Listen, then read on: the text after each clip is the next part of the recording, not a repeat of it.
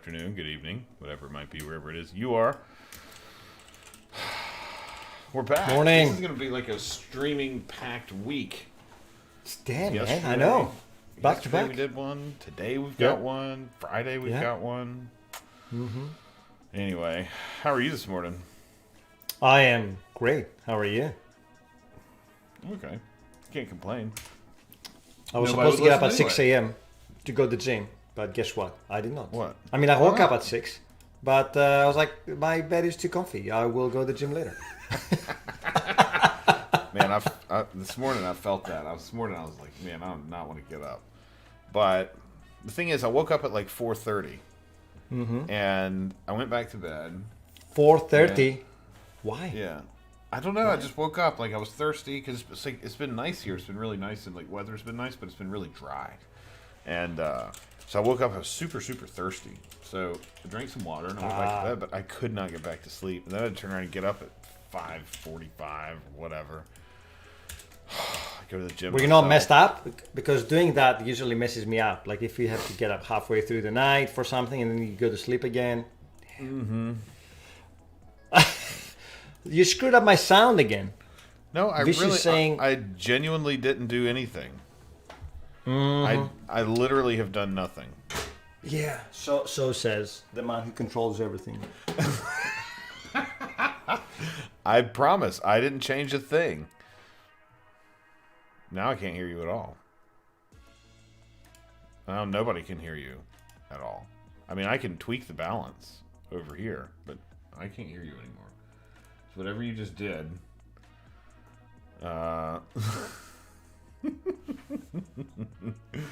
it wouldn't be morning without without audio issues. Still can't hear you, by the way.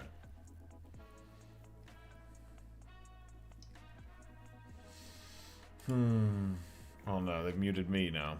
Oh, but you know what? The bot isn't running. You spoke too soon. You spoke too soon, Bolt, because I forgot to start up the bot this morning. Now it's running. Uh-oh. It will be running here in just a minute. I still can't hear you, Christos. I don't know what happened to you.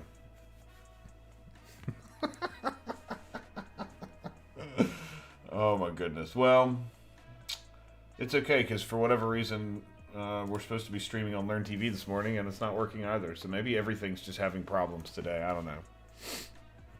I can't hear you, Christos. I genuinely can't. So if you're making noise, sadly, I cannot hear you. So maybe like leave and come back. Still can't hear you.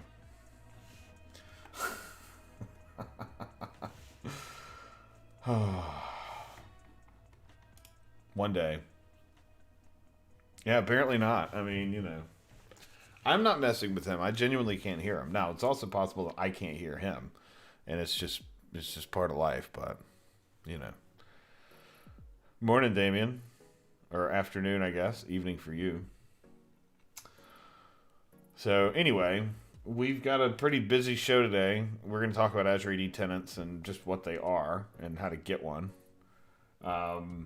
And then at noon Eastern, so in about 50 minutes, the Azure Change Management folks are going to join us and give us a 15-minute power demo of their new service for change management, which is going to be super cool. And then around 1 p. Eastern, about an hour after that, we've got LisaAtTheEdge coming.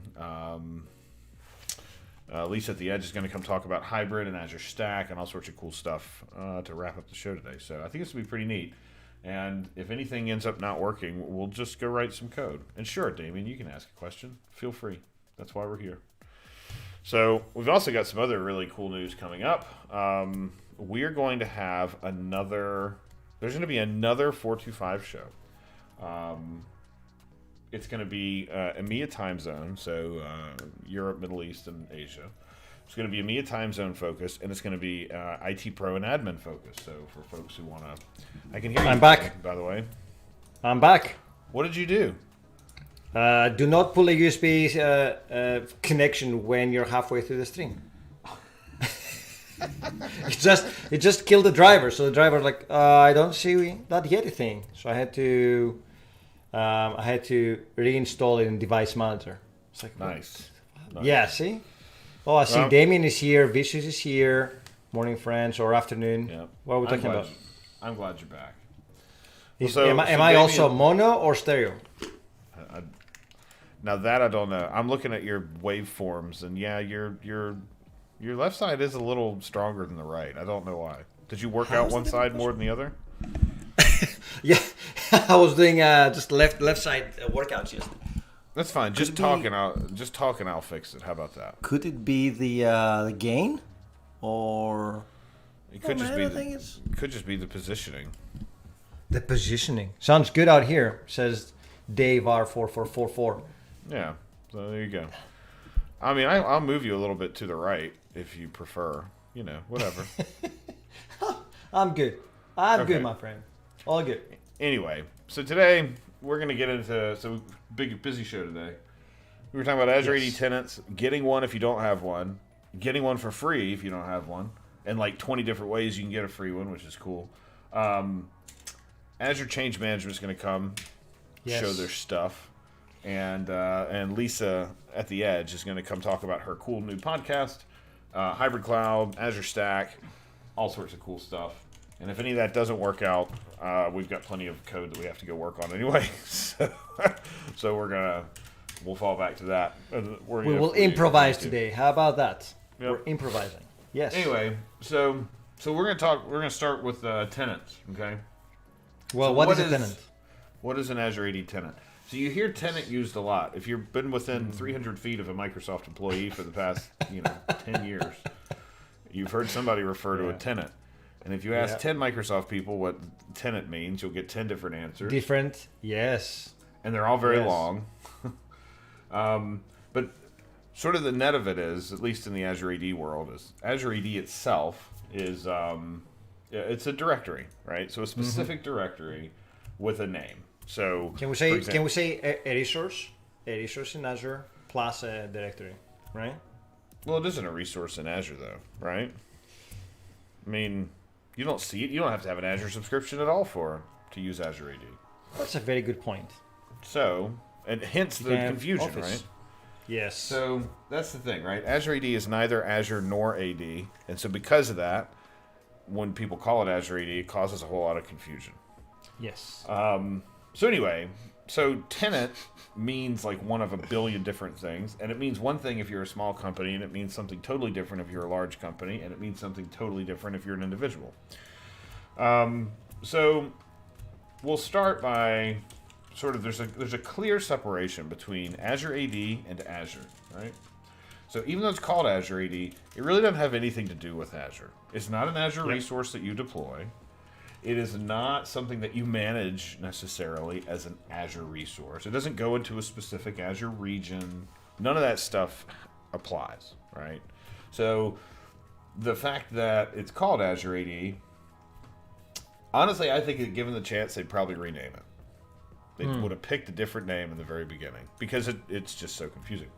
So Azure AD and Azure, the only relationship between the two is that you log into Azure via Azure AD. So the trust relationship exists between Azure AD and Azure. So the only way you can log into Azure is via Azure AD.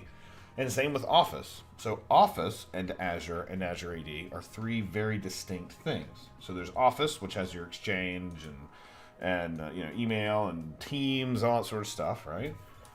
And it also relies on Azure AD to sign people in, to know who they are, to apply policy to whatever. But Office itself is really unrelated to Azure AD. It just happens to be that Office uses Azure AD to sign people in, right? So then we get into various other types of clouds. So there's one called GCC, which is Government Community Cloud, I think is what it stands for. And it's for like state and local government. So if your county or your city or your state or something in the United States wants to have a compliant cloud, if you want to call it that, they can use something called GCC. And GCC is very much an Office construct. So that happens inside of Office. So if I have a GCC tenant, because you'll hear people say that a lot, normally what they mean is I'm using Office GCC. which is separate Right. from the regular commercial office that you and I and everybody else in enterprises use. And then there are other clouds that go beyond that. The key here is that GCC, Office GCC, still uses Azure AD commercial. So Azure AD, the same Azure AD that you and I are in at work, and the same Azure AD that I imagine most of our viewers are in, is considered Azure AD commercial or Azure AD global. It's just the normal one that you get. Yep. If you're state or local government and you're using GCC, you are also in Azure AD commercial. So nothing really changes. Your directory will have a flag on it that says that you're this part of this government community cloud thing. But ultimately, you're still in Azure AD commercial, right? So it still happens on the commercial side, right? That's wholly distinct, again, from Azure AD and Azure Government. So if you're using Azure Government, which is a completely different service, Azure Government uses something called Azure AD Government. And Azure AD Government is a totally separate instance of Azure AD. And it's for like federal government, U.S. federal government. Those two things don't know anything about each other. They can't talk to each other. They don't deal with each other when it comes to things like multi-tenant apps. None of that stuff stays the same. They are wholly sort of hard firewalled between them. Well, maybe not hard. That's probably too strong of a word. So if you're working with a customer, or if you are a customer who works for government and you're using something called Azure Government, you're also using Azure AD Government. But if you're using Azure Commercial, just a regular off-the-shelf Azure subscription, and if you're using a regular off-the-shelf Azure or Office GCC, then you're using Azure AD Commercial. See, I can't even say it correctly because it's that confusing, because everything has the same name. Anyway, beyond that, there are things like Azure China. And Azure China is run completely independently from regular Azure, and so that's a wholly separate Azure environment. And it also has a wholly separate Azure AD environment just for itself in China. So a user that exists in the US does not necessarily exist in Azure China. There's no automatic linking. So the way that I can sign into an app with my corporate account that Dropbox wrote, I can do that in commercial. I can't do it in Azure China. Totally separate things.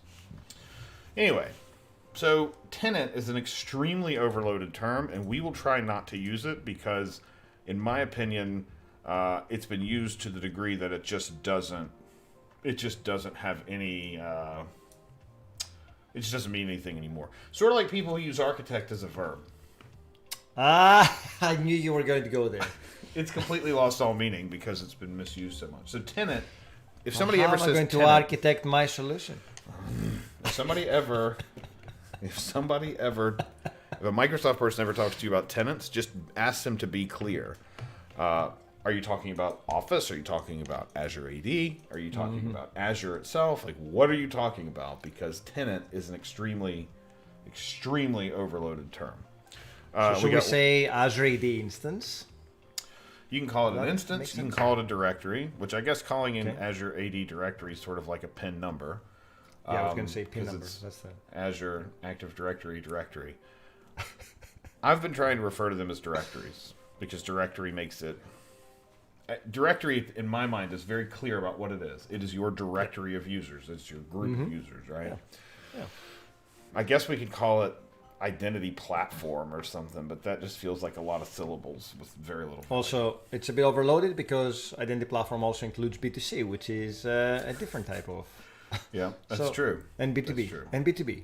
And external identities. And DID. So let's not go there. See, that's just For now. it's just not helping. So anyway, it just makes it worse. I If you mean, came here to disambiguate the term Azure AD tenant, I don't think you're going to walk out knowing what Azure AD tenants are. everybody knows Microsoft isn't necessarily the best at naming things. At naming, yeah. We're bad. So Did you know we have a website for three-letter acronyms at Microsoft? yeah, they call them TLAs. It makes it even worse. TLAs, yeah. So you have to know what TLA is in order to be able to go and search for the site. That's true. It's definitely not inclusive. It's definitely not inclusive at all. So anyway, today the primary commercial tenants that you can have, commercial directories, you've got an Azure AD directory, just a normal organizational Azure AD. It's what if you use Office 365 at work, or if you use Azure at work or school or whatever, you've got an Azure AD directory. That's the primary sort of enterprise side of, I need to use my Office, I need to do whatever. There's also B2C, and B2C is a completely separate instance of a directory, and it has some extra features on top, specifically for these, business to consumer kind of scenarios. So if I'm, social login and local accounts with usernames and passwords and that sort of thing, those only exist inside of B2C, and the way that users sign into B2C is a little bit different than how they would sign into Azure AD. So the biggest ones are Azure AD Commercial, Normal, Organizational, and Azure AD B2C. We're not going to talk about B2C today because B2C you can go and deploy them all day long. But creating a directory for your users, for testing, right? Like, let's say you're a developer and you work at BigCo, and BigCo uses Office, right? And you want to test some stuff, or you want to try some stuff out.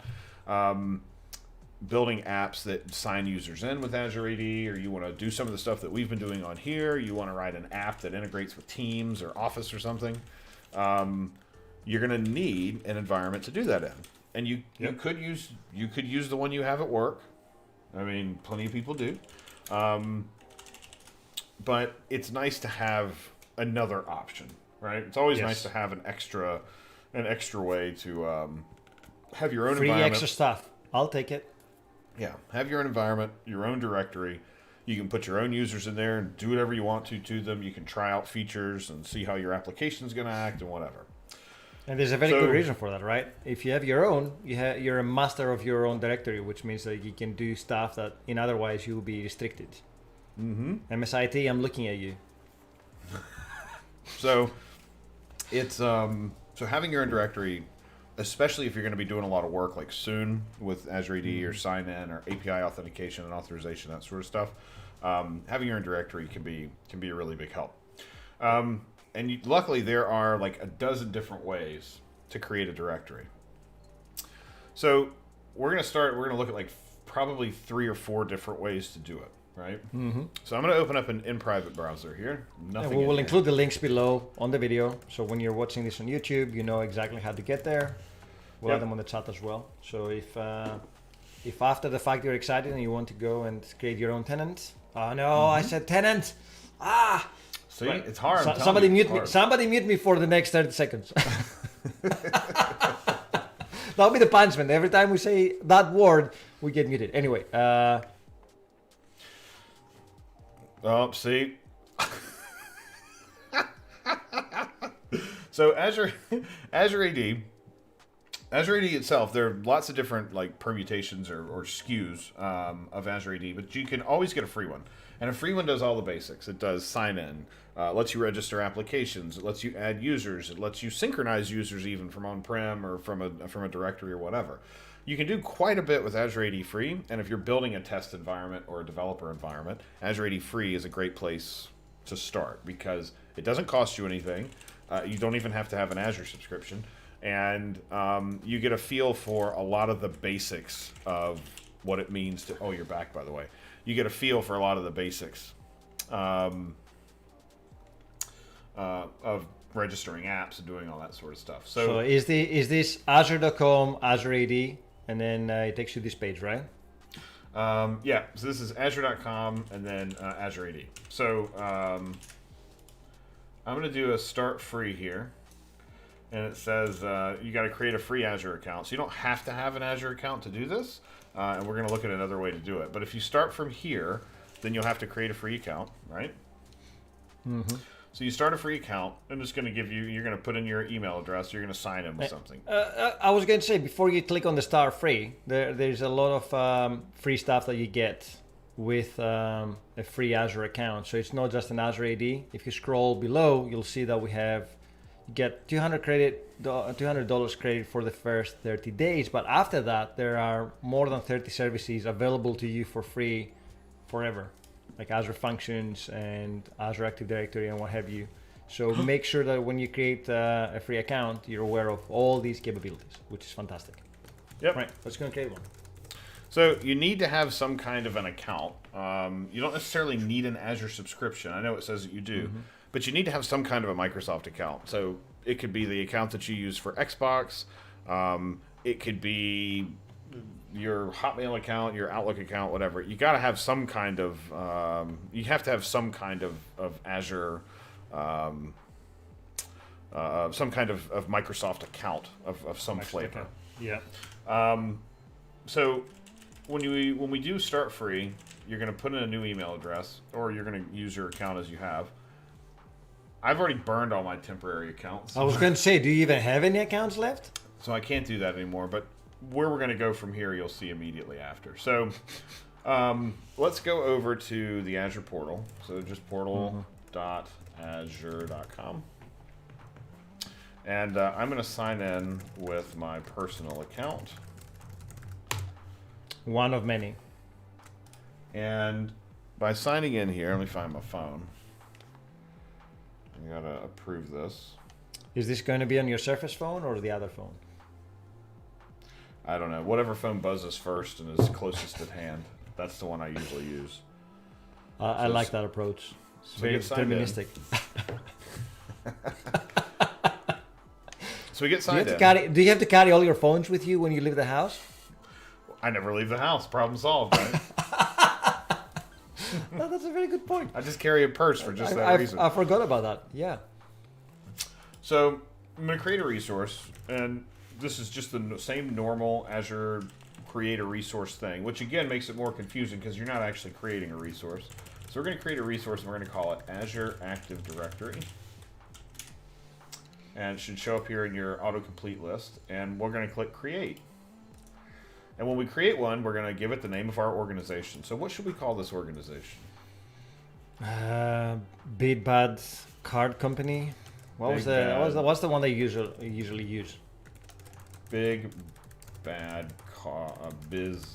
I may have already used this one. Big Bad Business Cards Inc. And we'll call this Big Bad Biz Cards on Microsoft.com. So this is your sort of global directory name. You can add your own domains later. So we'll start with. We'll start with this name and United States. Yep. Now, United States is, in my case, where the data is going to live, but the service itself is global. So when you create, so this is not. You'll notice this doesn't have like Azure AD region or Azure regions like East US or Central US, anything like that. These are countries, and a lot of this is driven by where does your data need to reside. So I'm going to choose United States because that's where I live, and I'm going to create it. There's a lot of countries over there. That's for data sovereignty, right? Yep. Yep. So the data itself will be somewhere, but the service itself that's in the endpoints that sign you in and that lets you get tokens and everything else, all that is distributed around the world. So you don't have to worry about, you're not choosing a region to say, oh, I have to deploy this into Azure East US 2 or whatever, because like we said before, it doesn't have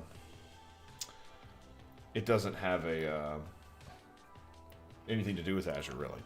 And Bolt says, forget about wasting a GUID. I'm going to waste an entire domain. You know what? We'll delete this directory when I'm done. So this takes about a minute to get a directory created. And it'll be a completely empty directory. There won't be anything in it except for me as the original user or the user that created it. I'll be the only person in there. There won't be any data. There won't be any services. There's no Office. There's no Azure. There's nothing associated with this directory at all. It is literally just going to be an empty directory.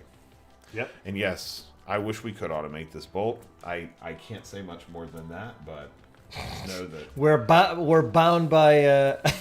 I have been beating that silence. drum. I have been beating that drum for quite a while. So then it says click here to manage your new tenant. So that's one thing we could do. You could click this link. The other thing you could do is remember this name, this big bad bizcards.onmicrosoft.com. You can also get here very quickly. So, and this works regardless of whether or not you just create it or not. So you can go to portal.azure.com / the name of the directory that you want to join, or the name of the directory you want to manage, or you can also go directly to the Azure AD management portal, which is pretty much the same thing but trimmed down with aad.portal.azure.com. But the key here is that you always have your, you can always put a directory name at the end, and that way your directory will it'll set your context as soon as you come in. Sweet. Yep. Okay, what's going on with my mouse? See, now my mouse isn't working. Maybe it needs to be charged? I don't know. Battery, yeah, mouse. You know what? Some days it feels like the entire world is... Every falling piece apart. of technology is conspiring against all of us. Well, I think the ball is dirty. Oh, I don't even know. Like, he's not talking about the ball underneath. I don't know how many of our people here in the audience remember those amazing mice they had to clean out every 2 days because it would catch guff inside the ball. He's got one of the weird ones. No, it's not weird. It's a trackball. Yeah, I don't know how you can be productive with that. Driving Yes. a track... Well, I can't be productive when my battery's dead, apparently. Using a trackball is like driving a stick. Nobody will steal it because they don't know how to use it. People will just come into your house and they will leave money behind because they will feel bad for you for using a trackball mouse. Yeah, they'll be like, man, this guy, what a weirdo. Using this weird mouse. What else is he Yeah. doing that's weird, you know? It's working for identity, man. He needs saving. Yeah, an identity guy. So anyway, Okay. let me, Yeah. this is ridiculous. I can't believe I got to do this again today. But anyway, let me get this plugged Can you in. not charge and work at the same time? This is one of these weird ones that you have to turn upside down. No, like I'm the charging Apple. it. No, it's charged. You know the Apple It's charged. mouse? Oh, no, it's not like that. It's charged. Okay. Cool. Okay, so anyway, you can go directly to one of these, and it'll take you directly into that context. So, if you're using multiple things, like especially if you work in consulting, you may have people adding you to their directory, so you can help them with their Azure or do whatever, and it can be a real pain to constantly go up to this little thing in the corner and like, oh, I want to use this directory, so you have to change your directory and switch them and do all that. So this is, of course, one way you could do it. So you could always come in here and see your directories and choose the one that you want to choose, right? Or you could just go directly in the URL to portal.azure.com / the name of the directory context you would like to be in. So here we are. Lovely. Cool. And it'll tell you up here in the corner, it tells you which directory you're in. So you've got it right up here, Yes. Big Bad BizCards Inc. And if you hover over it, you'll get a little bit of extra info like the domain and the directory name and the directory ID, whatever. And if we look here in our directory and subscription filter, and we look under all directories, there it is, Big Bad BizCards. You can star it and get to it fast or whatever, right? So it's kind of a pain to use the switcher. So if you're constantly back and forth to the same one, it can definitely be helpful to just use the domain directly. So it works with B2C too. So if you're using B2C stuff, it works the same way. Now, this Azure subscription, I don't have any. There's nothing in here. Like I don't have an actual Azure subscription that's linked to this. Linked to this directory. So if I go to something like virtual machines, it's going to say, "Hey, you don't have a subscription. Sorry." But what we can do is manage Azure Active Directory. So go to View. Perfect. And now we have an Azure AD directory. So it's Azure AD. It's perfect because it means that you might not get charged for spinning up resources by mistake on a directory that you don't want to. So you've got a free directory. It has a tenant ID. It's got your primary domain. You can come and look at things like custom domain names if you want to add one here. So if I wanted to add a custom domain of, bolt.io, I could do that. And when I add this domain, I have to go do some DNS stuff to register it. And then now I can use that. So you don't have to use this one. You could use portal.azure.com / bolt.io, right? And it will take you to the same Very place. nice. You can set up things like Azure AD Connect for synchronizing users from on-prem, so you can download it.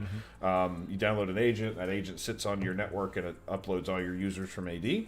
Or you can just go start creating users. So if you don't have like an on-premises domain or anything like that, or Active Directory on-prem, you can just come in here and start creating users, right? And there's So bulk options as well, which is great. Yep. So I could create Christos. I could give him a name. Oh man, I'm gonna be part of this directory. Please don't add me. I don't want yet another one.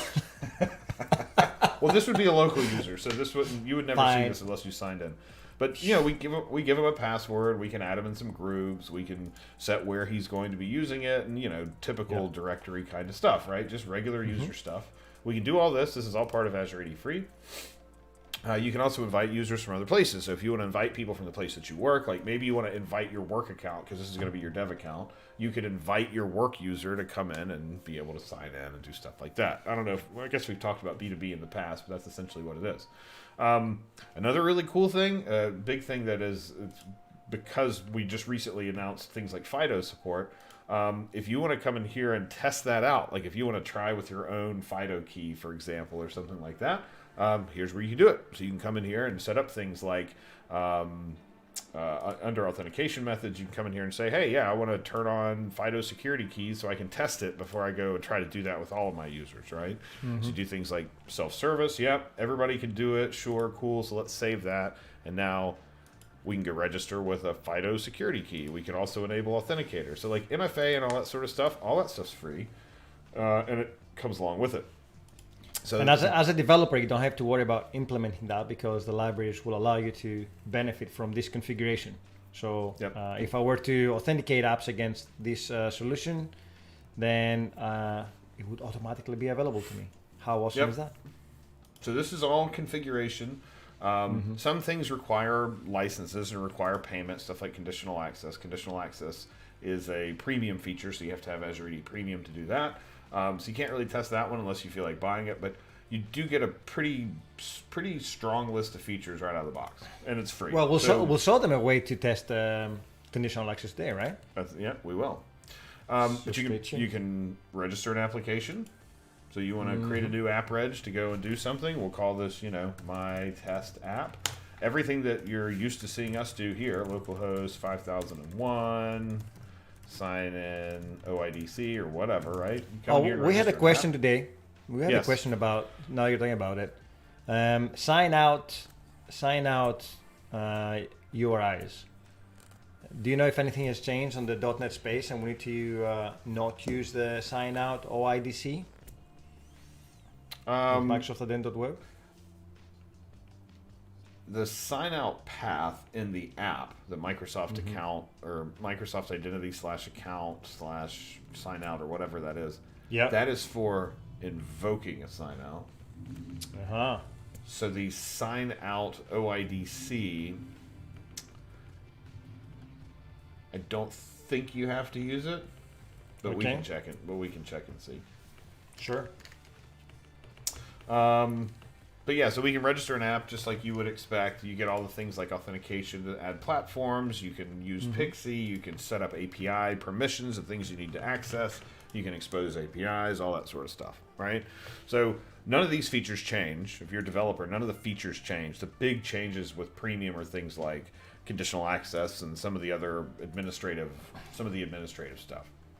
So you might be saying, I want to test that, or I need to test that because I've got a bug that has something specific to do with people who are using conditional access for MFA or something like that, right? So I'm going to close this window. I'm going to close this one. There are two ways to get a developer subscription. So one of them is called let me get the link up here. One of them is called the M365 Developer Program. And that developer program is all about, if I can find the link, I know I just had it up here a second ago. I don't know We where have an AK.ms, right? Well, we did. I don't know where it is now. But, dev. I'll find it. I'll find it while No, I you're got it. searching for it. You got it? So here's the link. And this lets you do Nice. something called the M365 Developer Program. And this gives you a new Azure AD directory, but it also gives you a bunch of other stuff. And it's totally free. So you can come out here and join this for free. You can use the link that we just gave you, or you can just search for M365 Dev Program, and you can go out and use that immediately. So when we join this program, let me do this I'll do it from another private window. When we join this program, you're going to have to sign in with some kind of an account, personal, work, or school, whatever, it doesn't really matter. So let's join this account, or let's join the developer program today. Can you use a school account, a school or a corporate account? I don't think you can use that. You have to. It has to be an Outlook or a Hotmail or something like that, right? Do you remember? I think you can use a worker school account. Okay. Pretty sure you can. And when you get out here, you're gonna have a button for. When you get out here, you're gonna get a button for adding a directory. I've already created one, so I guess I can't delete it. I'm in private though. I don't know why. I don't know what account it sees. Oh, I must have signed in somewhere. I did. And when you create this, it's going to create a whole lot more than just a new directory. So you notice it says it's a renewable E5. So E5 is sort of one of the high SKUs, one of the high packages for Microsoft. It's called Microsoft 365, Office 365. The Platinum Edition. How about that? The Should give it a E5 name. Platinum Edition, yeah. So the E5 gives you a ton of stuff, right? So if we go look at Microsoft 365 E5, if we go look at what's in here, oh man, I'm in a private window, so like all the ads are coming in. If we go look at E5, or we'll do a compare. That's probably the best thing. So you You know, get you can enable your ad blockers on your private window, right? Yeah, I just haven't, So with E5, which is a $60 a month thing that you're going to get for free, you get like the Office apps themselves, Word, PowerPoint, Exchange, all that sort of stuff. You get your email, you get meetings with Teams. You don't get phone calling, like you can't call a PSTN like a telephone number, but you can call other people on Teams. You get SharePoint and Yammer, because clearly that's great if you're an individual. Yep. But so you get pretty much everything that comes along with. It's pretty much the best of everything that we have, right? Yeah. Work management, Power Apps, and To Do, and all that sort of stuff. You get all that for free as part of this. And then you can even do things like device management. So like if you look at device management, you don't get a Windows license, but you do get things like Intune, so you can manage Windows devices. So if you want to test out applying policies to a device, or like I had a customer who was using Windows 10 IoT Enterprise, which is basically just Windows 10 Enterprise. And we used a test tenant to figure out what kind of policies and things that we needed to apply, because if we screwed something up, we could just trash the whole thing and start over. Things like Autopilot, which are super, super cool. So you get all of that as part of the subscription. Then if we look at identity and access management, you get things like Windows Hello. So like you can do Windows Hello on your PC, and you get Azure AD P1 and Azure AD P2. So the P1 and P2 give you things like conditional access and credential protection and all like a ton of different things, all as part of it, right? Let me go find the list here. This is not what I was looking for. Pricing, maybe? Is that where it was? No. Marketing sheets are not very helpful. So P2 is over here on the far right. So you'll notice you get things like password protection, all that sort of stuff happens. Cloud app discovery, which is really cool. But then things like Azure AD Join. So if you want to test things like Azure AD Join, of joining a machine instead of domain joining it, but joining to Azure AD, so you can test things like seamless sign-on and stuff like that. That all comes along with it. App proxy, which is really good if you're migrating old apps. I know we had Richard on here a few months ago to talk about app proxy quite a bit. You get some cool stuff with groups, like you can assign groups to roles, but you get conditional access and identity protection. Those are the big ones. And PIM. PIM is probably one of the biggest ones that a lot of customers are really into, where nobody has standing access and you just elevate when you need to. So Nobody's an Azure administrator. In order to be an Azure administrator, somebody's got to approve it or something, right? So that's cool. Yep. It's cool from that regard. But the other cool thing that nobody talks about is the fact that you can use that with your own apps.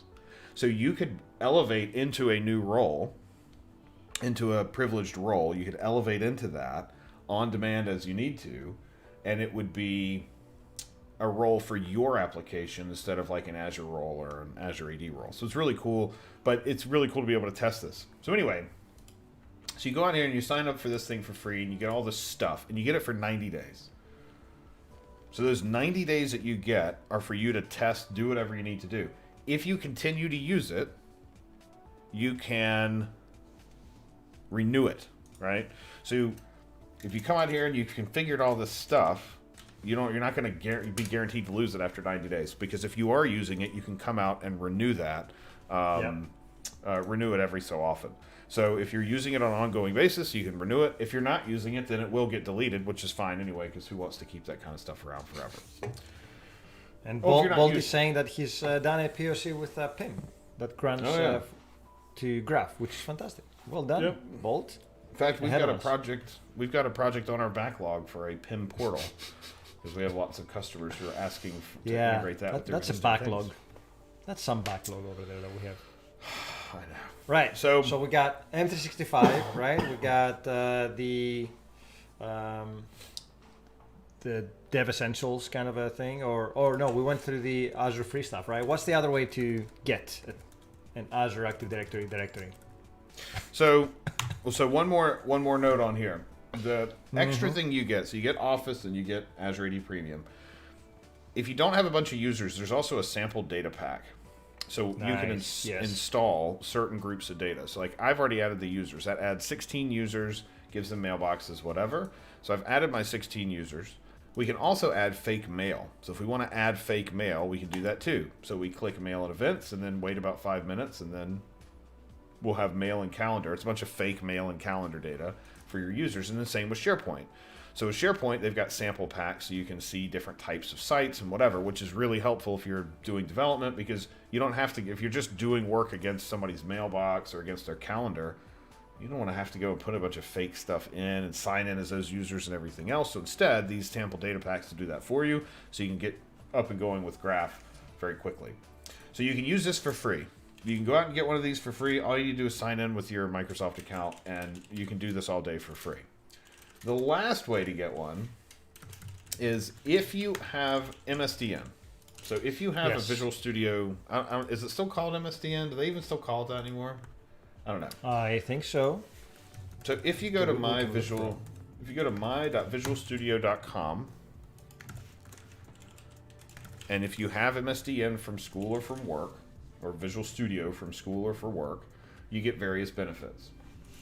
One of the benefits you get, in addition to things like Azure credits, you can get $150 a month with Azure, you also get an M365 developer subscription. So you get exactly what we just looked at, but the advantage here is you don't have to worry about renewing it. So you could have one and have it, have it forever if you want to call it that, right?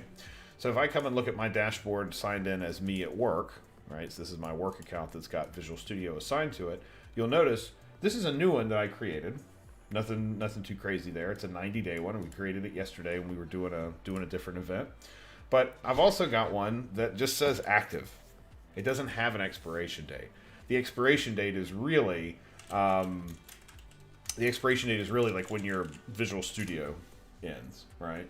Or BSD guy who pays out of pocket for his MSDN subscription, which is dedication, I must say, because I don't know how much they cost, but last time I looked, they were quite pricey.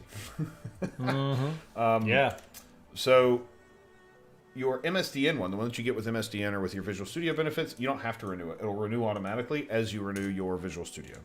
So as you renew your Visual Studio or MSDN subscription, then this one will renew as well, and it won't go away as long as you're an active subscriber. What's nice about that is you could actually do some pretty long-term stuff.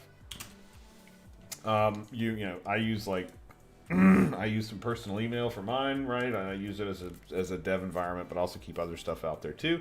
And so if you're an MSDN subscriber, you come out, you do it the exact same way. You click activate, wherever it is. Here it is. You click activate. It takes you over to the thing, and then you'll have a button here that says create a subscription, and that's it. Once you've created it, now you've got one, and then we click go to subscription, and we can go right in and start working on it. So you notice it even has my administrator up here, and so I can use my administrator password if I remember it, which doesn't look promising at the moment. I thought you were using password managers. What happened to you? I don't use them on these because these are always so like... Because otherwise, every time I go to a Microsoft site, it'll say, hey, you've got one of 8 bazillion different... one of 8,000 different passwords. Which one would you like to use here? So I just kind of gave up on password managers for Microsoft stuff. But So you just use the same password everywhere. Okay, thank you. no, I don't use the same one everywhere. But I'm just messing with you. so anyway, so this is a surefire, really quick way to get a directory. You can go out and do one for free. You don't have to pay anybody any money. If you have MSDN, you can get one here, and you can add a bunch of extra data to it. Of course, you do that for free too. And once you have this, you can do things like create an edge profile for it. So if you're going to be using it a lot, for example, you could always use, like if I was going to use this directory for a lot of stuff, I could create an edge profile because it's just a normal Azure AD. There's nothing special about it. And if I took this one, we could go look at it in the Azure AD portal just like we would anything else, right? So if we go here, we go to login.microsoft, or sorry, portal.azure.com, aad.portal.azure.com, and I use this bent spoon one that we've got, then we'll be able to get in and see all the different things about it. It's Azure AD Premium P2, which of course we're not paying for. We've got the users in here that I use, and we have a regular Azure AD, but we can do things like come to security, and we can set up conditional access because now we're licensed. So the new policy button is up. So now we've got a license for this. We can create policies, and you get 25 licenses. So you can have up to 25 users in your dev tenant, which 25. That's amazing. 25 is a pretty sweet number, pretty nice number for what you get out of it. So yeah, so that's a directory in a nutshell. And when people say directory or when they say tenant, if they're talking about Azure AD, they typically just mean the directory. Now, the thing to notice is, if I click this over here, these are the other directories that my user account has access to. But I don't have any subscriptions. So it says there are no subscriptions in this directory. So your Azure subscriptions have to be linked to a directory, because otherwise, how would we know who can sign in to your Azure subscription, right? I can sign into Azure and I see my subscriptions, but Christos can't see mine if he's not a member of my directory. Yep. Same with you. So if you've got an Azure subscription at work, you can sign in and look at that subscription and do stuff to it. But like I couldn't, because I don't work and I don't exist in your directory. And so Azure subscriptions have to be linked to a directory in order for them to be able to sign in users, and for you to be able to assign user as an owner or to give them rights or something like that in your permission. But you can also change them. So the one last thing we'll look at, I'm going to go to the Azure portal again. So I'm in the Azure portal, and let's change our directory to one that actually has an Azure subscription on it. So I'm going to use this one because this one has so this has an Azure subscription. If we go look at Azure, if we go look at subscriptions, you'll notice we've got these 4 subscriptions here, right? Mm-hmm. So if we were to click one, let's see, let me use one that doesn't have much in it. If we were to choose a subscription, so this is just Azure Portal subscriptions, you see this change directory? Yep. And now all the other directories that you are a member of, you can move this Azure subscription into a different directory, which can be very, very helpful when you're doing mergers and acquisitions, or if you bought another company, or if you have to, if you want to migrate, if you have a dev subscription and you want to test certain things like managed identities, for example, if you want to test it with your own directory, then moving your subscriptions, your Azure subscriptions, and linking them to your dev directory can be pretty helpful, because now you can create managed identities, you can test them, you can create secure Kubernetes clusters that use service principals, like all that sort of stuff starts to light up, because now you have total control over the directory that's linked to that specific Azure subscription. So this, I remember historically too, this was pretty painful to do, and it's gotten much easier. So if you need to change it, you can come out here and change it. In fact, we could even change this to like Big Bad Biz Cards, the one that we just created, and then we'd be able to assign users from that specific place. So they're related, but they are wholly separate. And so our Big Bad Biz Cards, our Bent Spoon, those don't have any Azure subscriptions associated with them, but they're still Azure AD, and we can still go and manage them just like we would any other Azure AD resource. So we don't have to have any sort of hard distinction between those. Should we mention Dev Essentials before we wrap it up? I don't know what Dev Essentials is, so maybe you should. So if you go to visualstudio.microsoft.com/dev Dash Essentials. Dev Essentials. Okay. That takes you to it's a slimmed down kind of a program that you can activate, so you can get a lot of things for free. And it also comes with free training. It also comes with free Azure credits. It comes with free software and third-party affiliates. It also comes with subscriptions to Pluralsight and I think it's Pluralsight Premium and LinkedIn Premium for 1 month. And it's free, so you don't have to worry about that. It also comes with a free Azure account. So you get credits and an Azure AD directory. There you go. I did not say tenant. Haha. Yeah, that's cool. It's awesome. So it's another great solution. Obviously, it's not as fully featured as MSDN, but it gives you some free stuff. So I think it's another good way to get started if you don't know and if you don't want to spend any of your own hard-earned cash.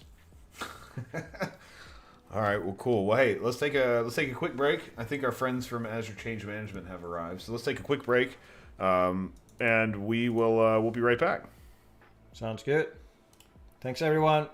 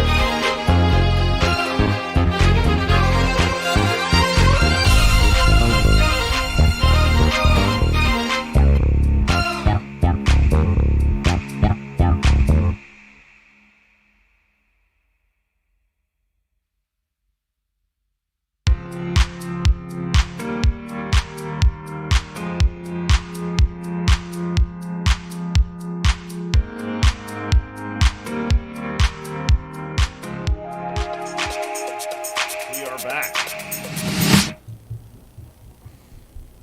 We are indeed. Yep. Thanks for holding on there, and we're very excited to have Catherine today from the dev division. She's a PM, and today she's actually here to talk to us about change analysis. It's a new service, although not I wouldn't say new. It's a fairly new service. It's been out for a while, but not many people are aware of that, and it is a fantastic solution if you haven't used it before. So we got Catherine, and we're excited to have her on the show to come and talk to us about what it is and why you should be using it. Hey, Catherine, how are you? Good. Thanks for having me here. No, it's our pleasure. So tell us a little bit about change analysis. What do you do, and what is this service all about? Sure. So I'm the PM for change analysis tool. Many of you as developers, if you ever had the experience supporting a product, you may recall like when issues happen, one of the very first things to figure out what changed. Like if your application was working just a few hours ago and suddenly it broke, there must be something changed, right? Either in the code, in the configuration, in the your Azure resources, and so on. But figuring out what changed could be time-consuming because multiple teams could be working on the same project. There are just so many places you can make a change, like through Visual Studio, in Azure Portal, through the CLI command line, and so on. So to solve this problem, we introduced the change analysis tool. It allows you to see what changed in your subscription, like in your resources over time, and who changed it. So this can help you troubleshooting issues by isolating the problem component and identify which colleague to follow up. Not the finger of blame, right? We're not using this to blame people. We're just using them to follow up. Very important. Correct. Yeah, communication like helps a lot. It's not about who to blame. Yes, I have to say that this is a vital service. I've been in many companies that change, like code changes or live changes to systems would happen at not a very structured way. In fact, I had somebody once during lunchtime do a change on the live system. They went for lunch, totally unaware that they broke something, and people were trying to figure out what changed, who changed it, and why things stopped working. And then they came back after 2 hours saying, "Oh yeah, that was me." And then everybody was in firefighting mode for 2 hours. So having something like that is vitally important, no matter how you deploy your code. Or hopefully you're not doing right-click publish to your production. But no matter what happens, it's a very nice way to be able to trace back your changes. So yeah, let us know. How can we get started with this thing? Right. So let me do a quick demo. This is a website our team works on, and I want to do something with it. So let me go. So we're gonna break this lovely website, right? Right. Okay. If I refresh. Oops. Yeah, so you saw the website was just working, right? Oh yeah. And so sorry, this suddenly broke. We have multiple colleagues working on this website with me, actually like 5 members. Someone works on the UI, someone works in the application logic, and someone maintains the database. So now I don't really know who to ask, like why I received this error. It's usually So- JP. Don't worry. No respect. Right. Usually in a team, there's some expert solving all the problems, like knowing everything.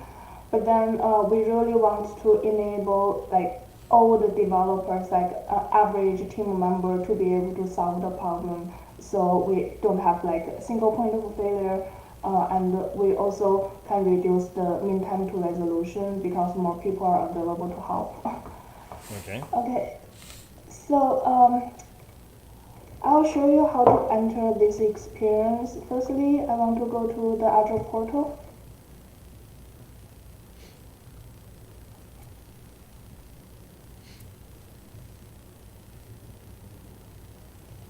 Yeah, I have a change analysis pinned here, but if you are new to it, go to the search bar and go for application change analysis. Right. This one, the top result returned is the one we're going to use. Perfect. So this is the standalone UI for this service. We have a few other entry points I'll introduce you later. But now I can see there are a few changes happened to my subscription in the last 24 hours. Nice. So we support multiple subscriptions if you are a DevOps engineer monitoring a few subscriptions like dev, production, testing, for example, Very to make nice. things easier. We allow you to filter down to resource group and like resource type or resource names Yep. if you know what you are looking for. So let's firstly take an overview at what I see here. So these are the changes related to a virtual machine. As you can see, we have the power state change here. We have something like the network access policy changes. So actually we support all types of Azure resources.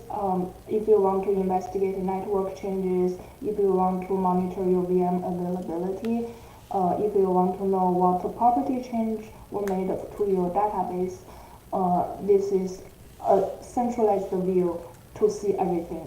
So any changes on your resources, whether it's a configuration change or file changes, will be captured by this, right? Yes, that is correct. For web apps, we capture the file changes. But then I see these VM changes may not be related to the error I was encountering. Okay. So let me just browse down to see like what's here. Okay, so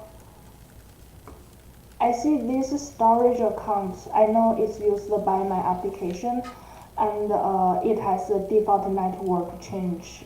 The value was allow and now it's deny. So I see this is a suspicious change. So that might be associated with my failure. Right. And alternatively, if I already know my resource group, I can use the filter here to just narrow down to the resource group hosting my application, and this could make the view easier. Okay, Absolutely. so Okay. yeah, this is the only thing happened to my application, so I can investigate. I can click into the change to view more details. And as you can see, we have this change the by field to follow up with. And I love how it says what the previous value was and what the new value is, so you can go and quickly check what's changed. Not just that something changed in there, it also gives you the actual value. So if you screw up, Right. you can always roll back, in other words, right? Yes, and you see this checkbox, view for context. That gives you the exact ARM snippet if you want to do a quick rollback. Oh, That's snap. how you can update. That's great. Now, all you need to do now is just add a button to say roll it back. and we're done. Yeah, depends on the application. Rolling it back in production, I mean, sometimes it works, or we suggest you to follow up with who made the change Right. to understand more and take the best option. Yeah, it's important that you don't go and change it back, because there might be a reason why we change the network configuration or the policy there for the storage account. Something that we want to protect or something important, and we need to be aware. Now, obviously, this broke the app, so it should have been tested. But let's say that you were firefighting something emergent and an emergency, and you wanted to fix it. Now you can at least go and figure out why and how it changed. Okay, cool. Oh, and it's also you have changed by at the top. I see there, second line, which is brilliant. Now I can always go back to JP and say, I know that you broke it because it's your name next to it. I'm just kidding. JP doesn't break anything. I usually break the stuff. Right? Yeah, and if I have a few more minutes, I want to show Yeah, you do. another feature. So we allow you to export all the change data to Log Analytics workspace. This is in private preview, but you can reach out to us and we can enable your subscription. Yes. So we will add your contact details, and then if people want to reach out the team, then we can always, if people want to try the private preview stuff, they can reach out to you, and you can light it up for them, right? Correct. Yeah, so just so you can see, this is the table we export all the change data to. And you can see exactly the same change entries we saw on the UI earlier, but it's now in different columns with the description, more information, and you can just do any type of visualizations, export to Power BI, or configure notifications on top of this. So I imagine too, this would be pretty useful with things like Azure Sentinel and Azure Security Center too, for doing things like threat response or incident response, and like hunting to see what kind of changes were made. Because if you can get them into a log analytics workspace, then I mean they're available for all those other services too. Yes, that's correct. You can plug in the custom query to Azure Sentinel or even Power BI and so on. It's awesome. Now, let's talk about money. How much does this cost me? That's the best thing. It is free. Do you hear that, people? It's free. So you get free troubleshooting. I mean, it couldn't get any better than that. Where were you 5 years ago when I was in the field struggling with these things? Okay, so the next question I had is, how do I turn it on? Like, do I need to go and deploy it? Do I need to switch change any switches to make it happen? How do we enable that? Right, so change analysis is a subscription level resource provider. Okay. So it needs to be registered once. And we made the registration experience pretty transparent, as if it's the first time you enter the change analysis UI, like any of the visualizations we provide, if it's the first time you click into the UI, we will start registering this resource provider for you. Nice. So if I already have apps running on Azure and I want to, use change analysis, but I haven't used it yet, will I be able to get any data out of that, or do I need to switch it on first before I can see any data? Yeah, that's the best part. We partner closely with Azure Resource Manager team, and we were able to query the change data from an existing data source called Azure Resource Graph. So we already have change data stored there, and you will be able to see the resource property level changes without having to turn on the subscription level resource provider. So as soon as that's turned on, you will be able to see the data back 14 days. Perfect. So just to respond back to Bolt, because he's messing with us, he's saying the service is free, but storage is $1,200. The fact that the data is already stored in because of ARM, it means that you don't have to worry about storage because you already have the data there. It's just a way to surface them and make them visible to you. Now, if you want to export them and use them in other services, then this is where you have to pay for storage.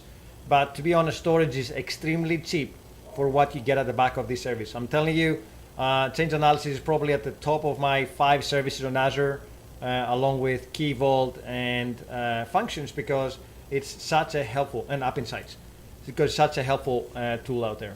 What about App Insights? Do I get anything between App Insights and change analysis, or are they totally separate? Well, they are both under Azure Monitor, and we are servicing change data to like a few Azure Monitor features such as Workbook, VM Insights, and App Insights is also one of our close partners. Amazing. Now, I'm super excited. I'm gonna start using it every time I don't know. Can I use it for the stuff that we're building? Probably we can. But it's a pity that I'm not in a production environment where I can actually make total use of that. For anyone that is watching us out there, get in touch with the team if you want to test the private previews. Start using it today. Give us any feedback that you might have. And, thanks very much, Catherine, for stopping by the show today. We really appreciate that. I'm sure that many people do not know about the service, so it's great to put it out there and get people aware of it. I didn't know. Yeah. I didn't know. I think it's awesome. I love it. It- I'm like I've already turned it on in the 10 minutes. the 10 minutes. Silently behind the scenes, JB was Yeah. switching it on. See, I'm I was telling like, you, wow, it's a that's- fantastic feature. Yeah, it's super cool. I love Hi, it. Todd. Well, thank you, Catherine. We'll make sure that we add your details at the bottom of the video where on YouTube people can actually catch it at a later time. And have a great day. Okay, thank you. I'll email you this slide for next steps. Yes. Very cool. Okay. Thanks for coming. All Cool. Yeah, thank you. Thank you.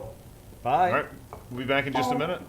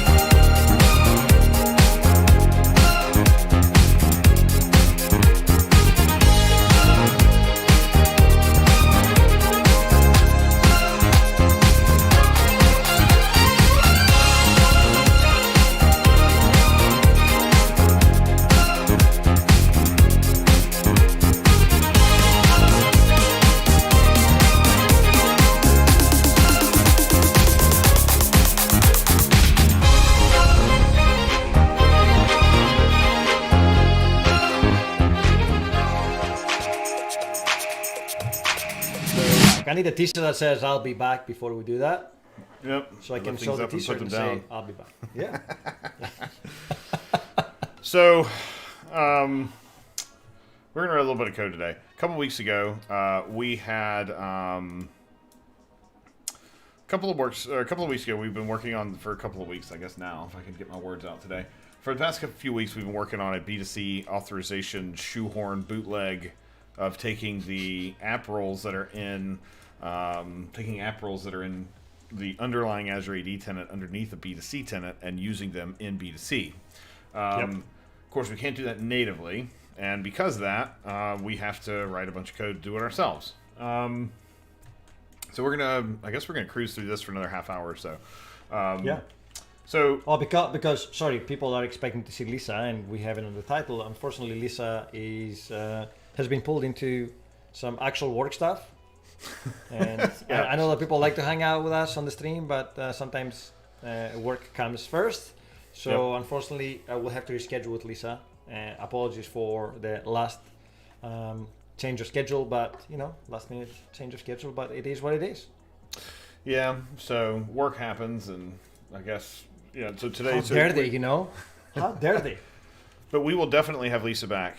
We will definitely have Lisa back soon. So we're excited to have her. We just work got in the way today. So so we've got our B2C thing. Of course, I've been rather derelict in how much work I need to get done on this past couple of weeks. So I thought, well, let's just go do this for a little bit. So if you're just joining us on this part, what we're doing is we're taking the app role plumbing and ecosystem that comes out of Azure AD, and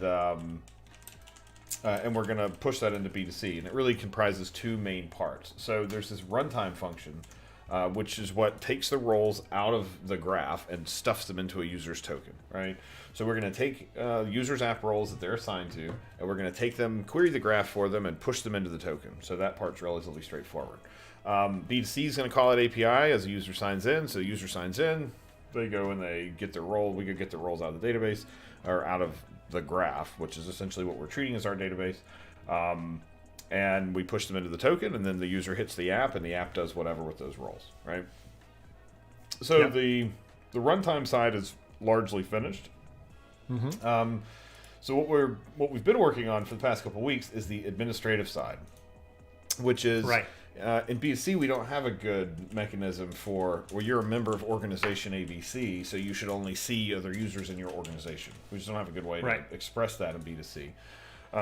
So we have to build it. And since ideally one day we'd be able to do this through Graph, the thought or the attitude was, well, let's try to mimic the Graph calls as much as possible. So if we go through, I'm going to collapse a few of these things here.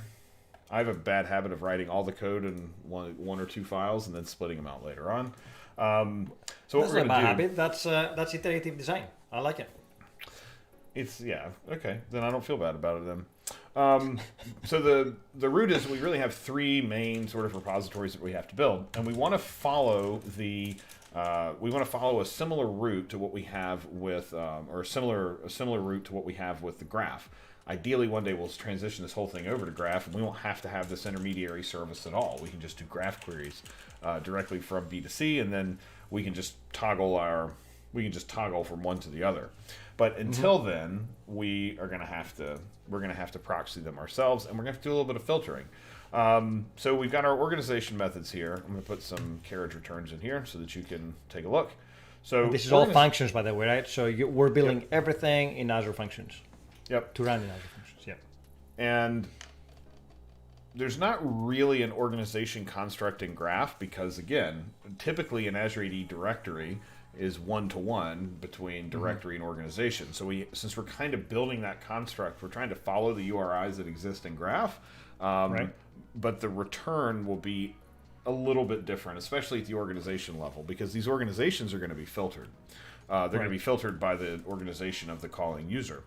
But we also want to go get users, and so we want to keep that v1/users. We want to keep that path so that it's consistent with what we get when we're using Graph. And then we've got these other ones. This is a regex route down here, which is users, and then it looks for a GUID. This one has user email, and then this one just has a straight up query, hence the name get organization user by whatever. The big one down here is get user app role assignments by application. So that's going to give us all of the app roles that a user is assigned to per application. So if I've got 20 roles across 20 apps, then I'm going to get all 20 of those back. And because this is, again, because we're going to try to follow the Graph, we're going to treat this a little bit differently. Instead of just having like the full query syntax passed in, we're going to try to mimic the Graph, and we'll send in a filter and a select on this when it comes in. And largely, we're going to end up passing that back through. Then we've got some app functions, and so these are all about getting the applications ready to go so that we can find the applications, we can find the service principals associated with them, and then create application roles, because in our model, we're going to allow administrators to create new roles for applications.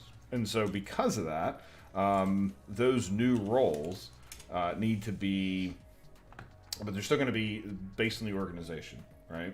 Okay. So we can't get all of the roles all the time because the roles themselves need to also be filtered by organization Organization. ID, by which organization is a member of this. Now, at the same time, there's sort of a balance here because every role that you create, the application developer is going to have to implement some kind of authorization based on that, right? They're going to have to say, well, I'm a member of role 1, 2, 3. Well, what does that mean in the app? And they're going to have to enforce something based on that. So we probably won't get too crazy here, but we're just trying to pull in the basics. This is definitely going to have to be sort of a developer and a developer and a customer are going to have to work together to figure out what's going to be best for what they feel like enforcing. So we've got the app just to roles. be clear, this is an admin interface for managing the roles, not for implementing the authorization in the app, right? Correct. Yep. Yes. Okay. Its primary purpose is to manage application role assignment, less so than necessarily creating new roles and whatever. Its primary goal is to manage who's assigned to them.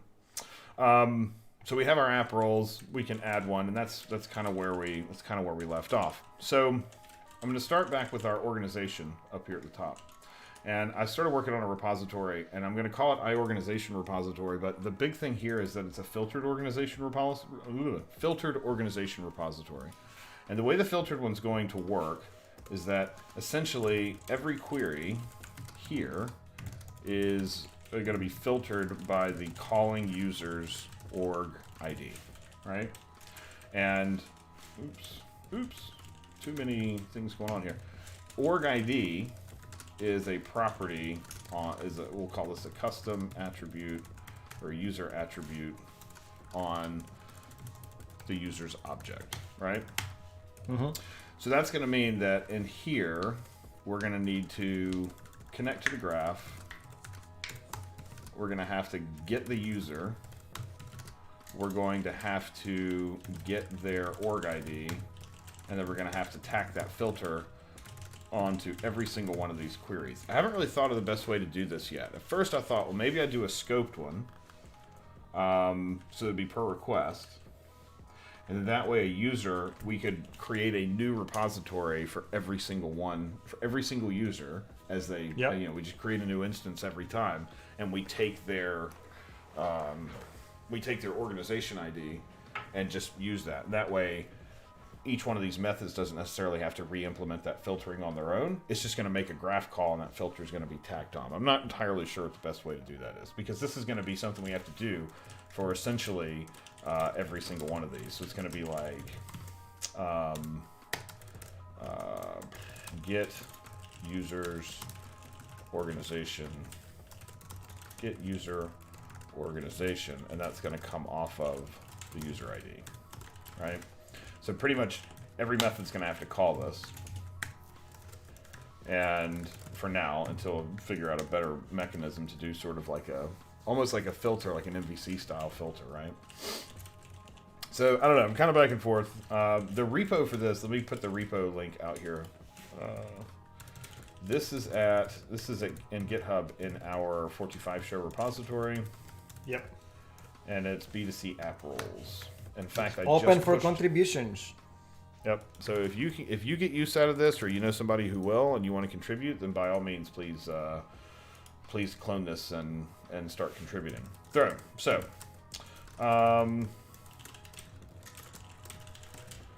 essentially, what we're going to start doing here is now we got to start proxying graph calls. And I'm on the fence. Krista, should we use the Graph SDK? No, did you ask that? You can use the core library if you want to, so you don't get the full-blown thing. Just use the graph core. Let's see what we've got in here.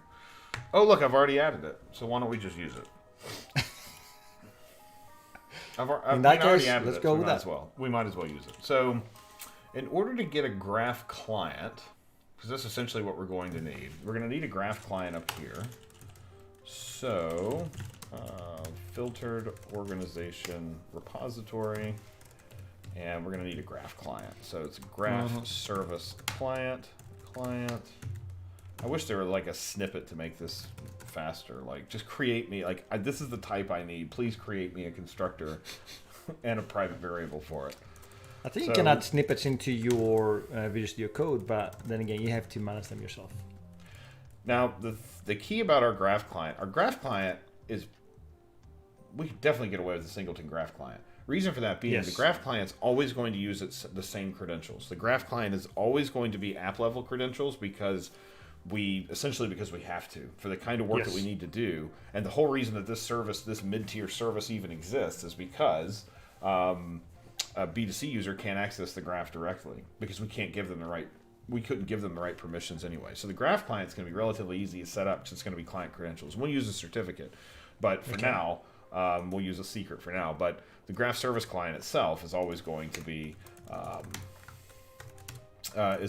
use client credentials. So we've got our graph service client. So when it comes to get organization, we've got our So organization, when we looked at this in the Graph Explorer the other day, get this window up over here on the side. So if we go look at the Graph Explorer, what the organization is sort of the outlier here. Organization is definitely not the not what you're gonna be expecting to see. So organization. Are you using the right account? Are you using the right account? I am. Should be. Okay. So the organization ID is listed here, and it really just has some basics like the display name.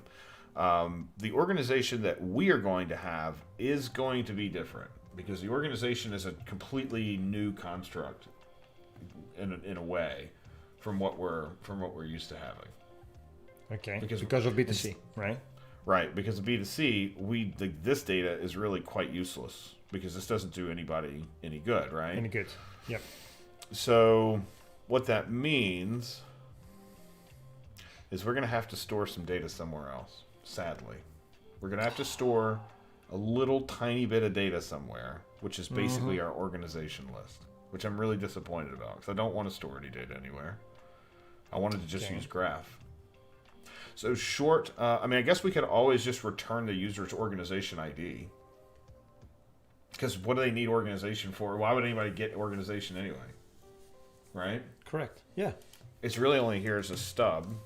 So what we're going to do for this one is we're going to get users. Although this is expecting an organization ID. I'm actually wondering if we even actually need that call. I don't even know if we need this call, to be quite honest. Probably not, because you always... Well, you need to, don't you? If you're managing at organizational level, not at a user level, right? But it wouldn't be based on the organization ID. No. It would be on, because if we don't have any data about the organization, then it honestly kind of doesn't matter, right? True. Yeah. So in that case, get organization is really going to be essentially the same thing as get user organization. Just return the user's organizations they're a member of. Yeah, that's a good point. And then since the details of organization are not going to be useful, you don't really care, right? Yep. So we'll just have this. We'll just have this called the other one. In fact, we could probably get rid of this method entirely. So I'm just going to leave it as not implemented for now. So for the users, we need to do a user query. And thanks to our friend Bolt, I have a bunch of user queries in a sticky note because that's the best place to keep them, obviously. What does Bolt have to do with that? He helped me figure out exactly the query that we needed to write. It was incredibly helpful. Yeah, it was incredibly helpful. So let's see. Where are these lists? Here we go. No, that's to find a specific user, which is a good place to start. Just to clarify for people that are not following or haven't followed our stream before, we're going to use Microsoft Graph to manage B2C or interrogate B2C. So you can use Microsoft Graph from that perspective, but users signing into B2C don't have access to Graph. So please don't get confused thinking that, hey, B2C and Graph now go together. They don't. You can use Graph to manage B2C. Yeah, we're going to proxy all those through an app. We're going to proxy all those through an app user. So in the Graph SDK, as you are the SDK wizard, what's the best way for me to do a filter in the Microsoft Graph SDK? You can do. You can test it on the Graph Explorer if you want to. In fact. Oh, this looks pretty. This looks pretty easy. So let's see. We're going to do users, user ID, and then event. Then yeah. So it's basically just a filter that hangs off of the object, or you use a query option. So we will do. We'll just do a users dot. I don't see a filter on here. So I wonder if I have to do a query object. So let's do query, or we'll just do filter, and this is a query option. And in here we will put our filter. So what we need is a filter on The user ID. We actually need we need a filter on that user ID. So I'll just take this filter, put this down in here. Okay. Do you need to use interpolation in there at all? I will have to do it in one place. So we're going to try to find a sign-in type of email address with an issuer assigned ID equal to our user ID, or sorry, our user. We'll call this user sign-in name. Okay. I'll change this to user sign-in name. And then we need $1 here for interpolation to work. So that's going to filter identities where the sign-in type is an email address and the issuer assigned ID is a user sign-in name. There is a user sign-in name that we get. So the thing that we actually need off of that. So wait, you have you have a string there. Okay, that's the parameter passed in. Cool. Yep. So what is this expecting? A name. Oh, the name needs to be the filter, right? Okay, so $filter, and then we'll do $, and then we'll delete filter here. So now we've got filter, and then the filter value will be identities, any, blah, blah, blah, blah, blah. Okay. Cool. So we've got our query option. Now, users doesn't seem to have, or maybe do I need a users client? That doesn't seem right. Wait, you already have the client, isn't it? What is the graph client? So I've got a graph service client, and I want users, but I want a filter on users. I don't see anywhere to do a filter. Or maybe it's on request filter. There we go. And then the request filter we could do the filter there, or we could just set the query options. Where do we put the query options? Do we put this in the request? It is here. So new list of query option with our filter in there. That should be enough. It looks like it is. So this will give us our. So we'll do a users.request. We'll put our list of query options in there. And then we need a dot get async. Okay. So. All right.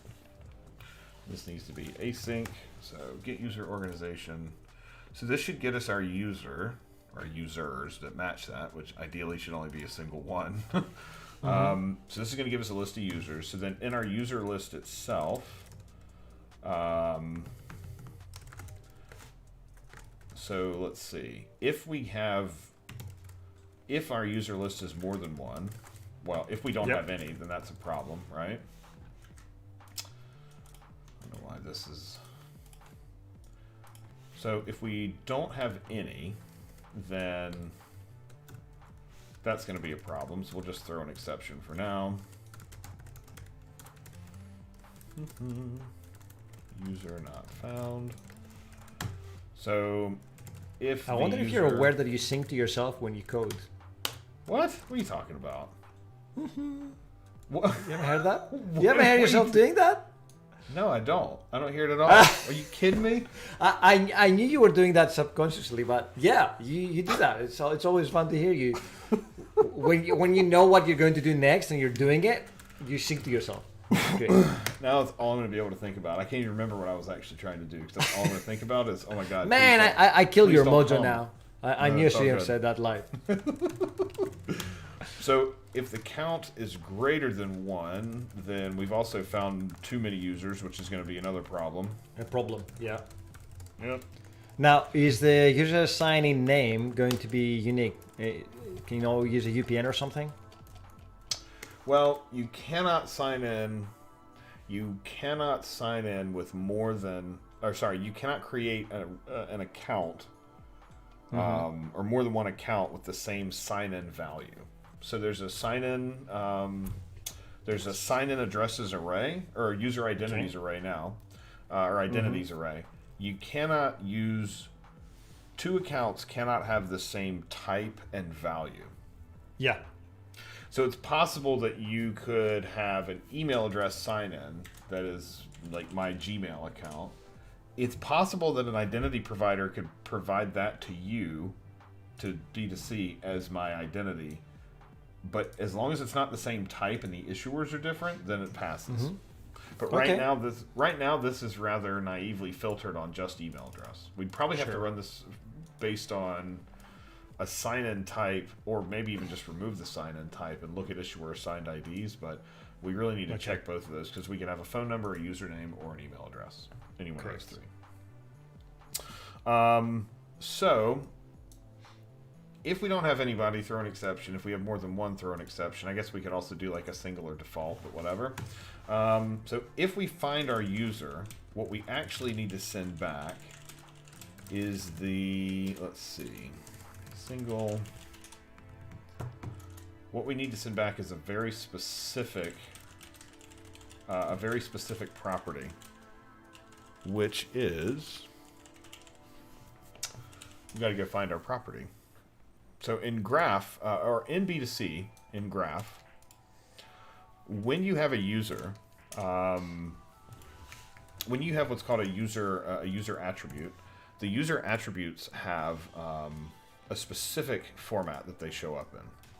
Right. So let's go look at one of those briefly. Let's see. I may have picked the wrong one off of here, but that's fine. I can come back to it later.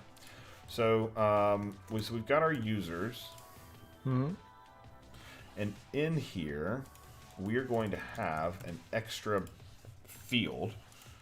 Let me see if I can't find it in here. Extension, no extension. Oh my. Oh, by the way, if you are using the beta endpoint, you need to use the beta SDK, right? Yes, that's true. Although I think I was only using beta as we were struggling with something else. So we should be able to do this through one.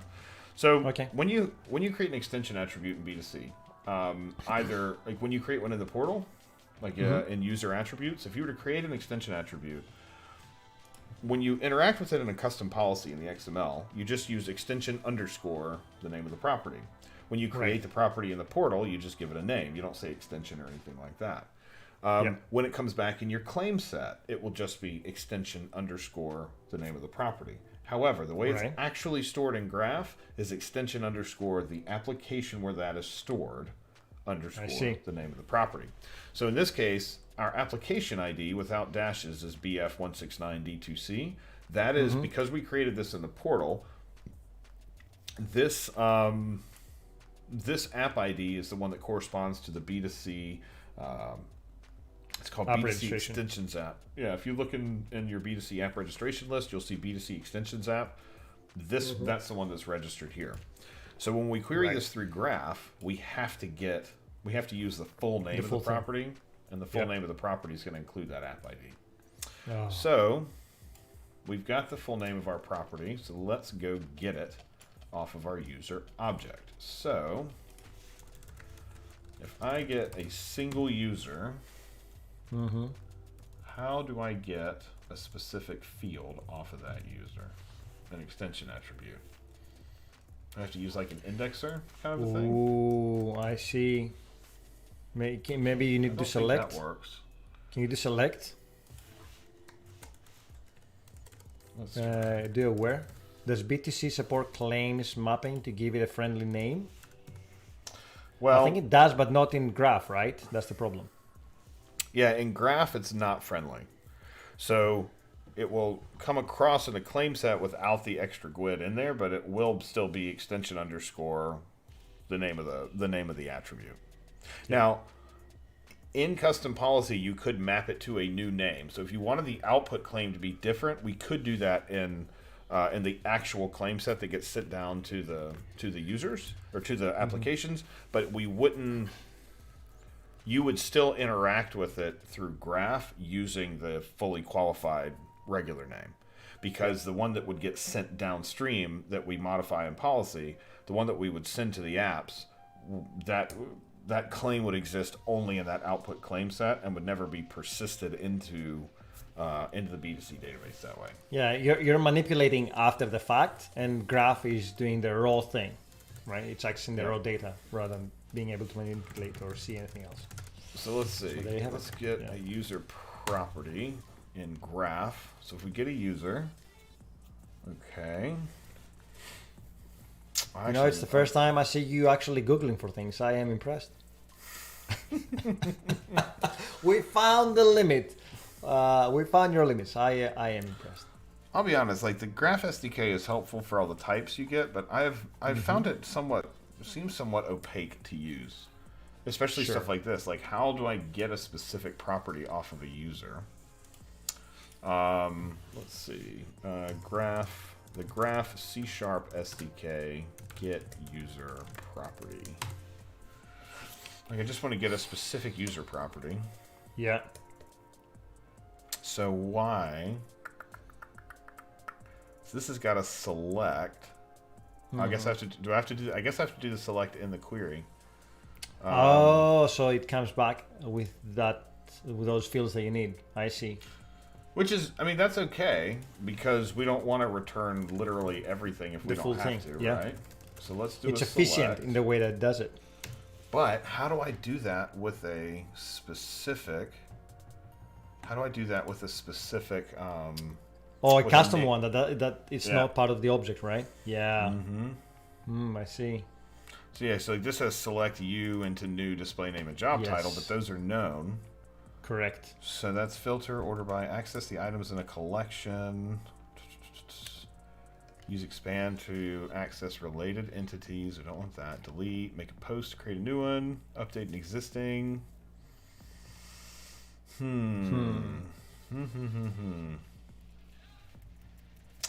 Yeah, I'm just not sure. How do we do a select Of a custom. with a custom? And that's not in the object list. It's not part of the properties of the object. Well, no, because It's an extended property. I wonder if there's extended properties or something. it's a good point. It could be. Let's see. I don't know what's on this object. Let's go look. What is that? One what? dot. Right, if you press a dot, it comes up with all these weird X. No idea. You see how close OmniSharp is and the restart OmniSharp is in my recently used commands.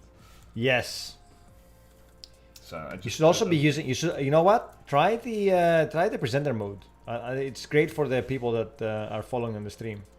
You know, I did try it and people complained. You didn't like it. So. You didn't like it? I personally didn't mind it, but people did not like it. So I said, all right. Oh, really? I won't use it. Yep. Who didn't like it? How dare they?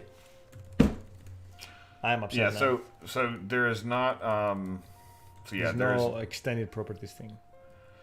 No, I mean almost. Maybe it's under extensions. Ooh. Let's see. Extension. Do we have any SDK docs somewhere? Like the generated docs, you know? You mean the API reference? Not the API reference, but like the SDK. Well, yeah, I guess the SDK API reference. Yeah. I see. Let's see.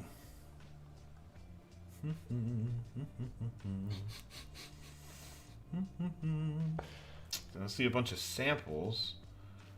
let's see here. But I don't see, maybe it's in here, we'll try it in there. I don't see the actual, like I just want to see that, I want to see like the object types, you know? Is it not at the bottom of the docs in the reference? Good point. Let's go look over there. I think that's where we usually put them. That's graph service documentation. That's .NET HTTP request. Okay. So, well, there's a graph reference, but I don't see an SDK reference. I see. But I guess I can the objects maybe, should be there, right? Yeah. Let's go look at the user object and see what's that extensions property that hangs off of them. You have the v1 reference and the so users user. So here's our user object, or the user resource type. Sorry. Let's look at extensions. Okay, so there's an extensions thing that hangs off. So this gets our open and our schema extensions, but B2C extensions are a little bit different. Of course. That would be too easy.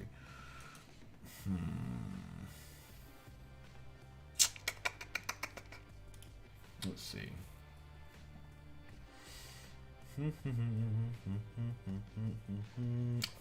So it says open extensions are open types that offer flexible way to add untyped app data directly to a resource instance. Is that not what we're doing right now?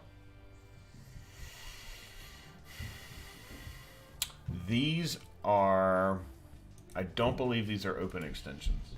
Okay. I believe these are schema extensions. Which is also, it's also supported here, right? Yeah, I just don't know if we were to do this.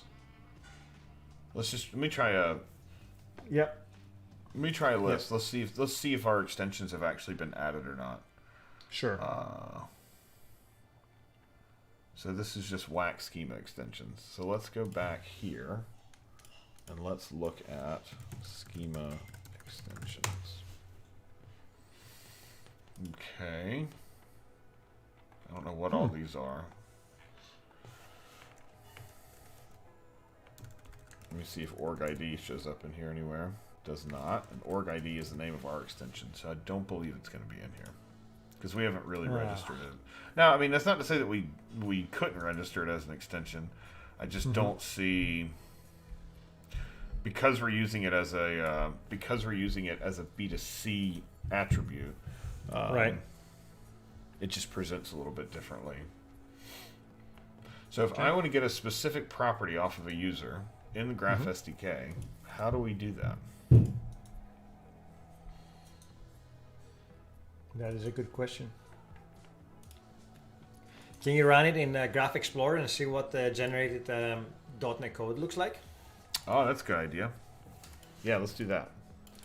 Not just a pretty face after all. All right, let me get my so query. In case people did not know about that, there is the ability to look at the code snippets that get generated when you run a query in Graph Explorer, which is pretty awesome. Yep. All right, let me get my queries up again. Oh, I've already got it up. That's why it's not opening anymore. All right, let me get my query up here. So here's my query. Okay, cool.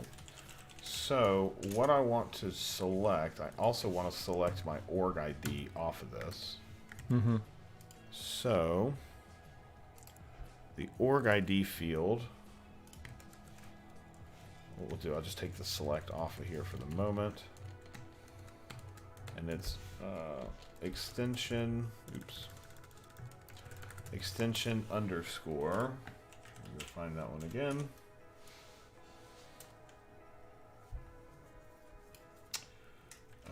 Let's see, where is that? It is extension underscore.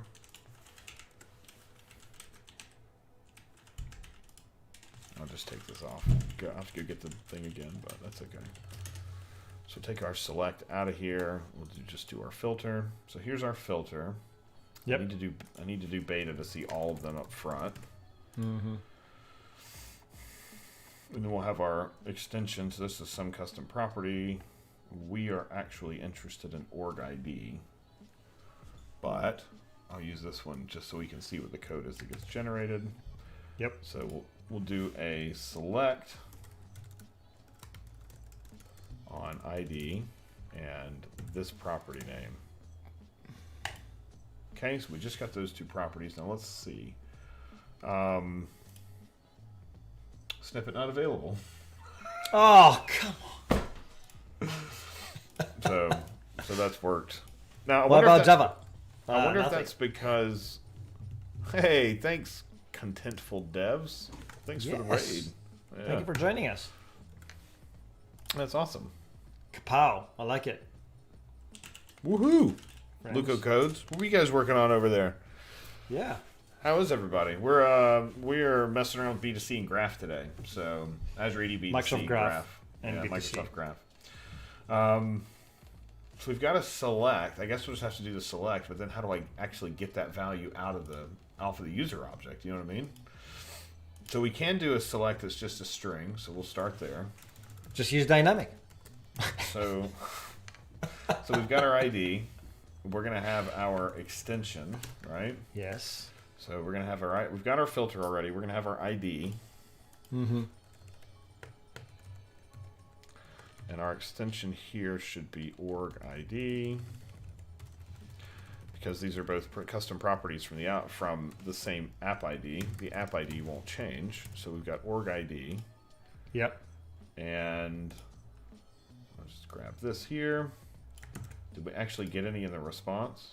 Okay, we did. So we got an ID. Only one of these users has an org ID, and there it is. So that's good. Okay. Now, obviously, we'll have to get org IDs for all of our users, but whatever. So Right. we'll select ID and org ID.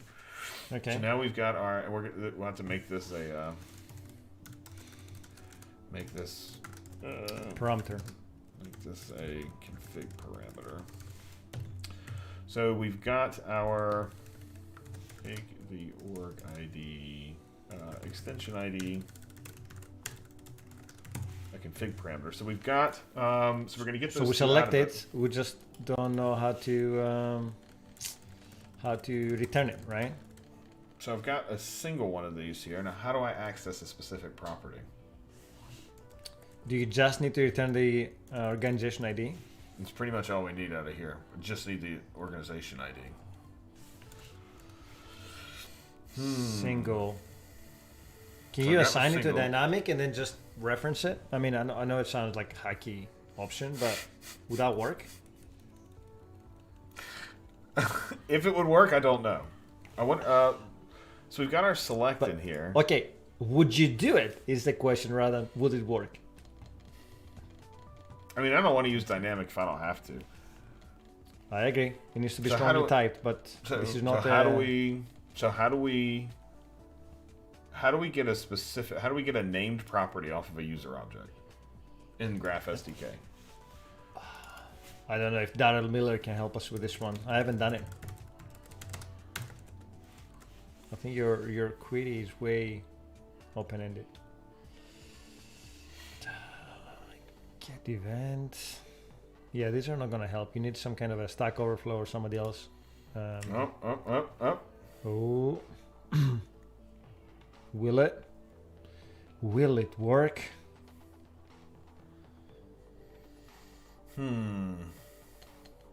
What are they saying? Somebody's saying, "Oh, you should be able to go use V1." Don't want to do that. No, don't want to do that. Okay. So when we do this select, so when we get the data back, like I know we get it back in the raw requests, but how do we access it through the user's object? That's what I don't know. So it needs to be assigned to the user. So where does it get assigned if it's not one of the named properties in an extension, right? Yeah, like where do we essentially where do those custom properties? How are they surfaced? Okay. In the, I mean, how are they surfaced I in would- here? I mean, I would probably run this. I would run this and see what comes back, and then based on that, what comes back, I would open the debugger and see what the object looks like. yeah, I guess you're right. Sometimes debugging helps, you know. Because it's got these extension attributes, but they're not ours, right? They're different. No. Yeah. So I don't see, there are very few methods on these objects. And there's no object, is it? Like the generic raw object that comes back that we can work with. Yeah, and I don't see any sort of indexer to be able to give it a specific property. So, if I have Debugger, this- stop it, done. God, so lame. So that definitely won't work. I know. We'll do it. I mean, it I sounds give up. lame, but unless you have a better way to do it. No, I don't have a better way to do it. So, Why is the user list complaining there? What's the problem? because I can't return a user object on a string as a string. Oh, it needs to be a string, right? I see. Yeah. Okay. So we got user lists, and then in here, we're gonna have to take a look at this object. So Yeah. now I need a way to call this. Get user. I guess I should write some tests. Bah. Who needs tests? We'll just code in production. No, please don't do that. I'm just messing with you. You need tests. Let me see what my username is that I've got my extension on. Let's see.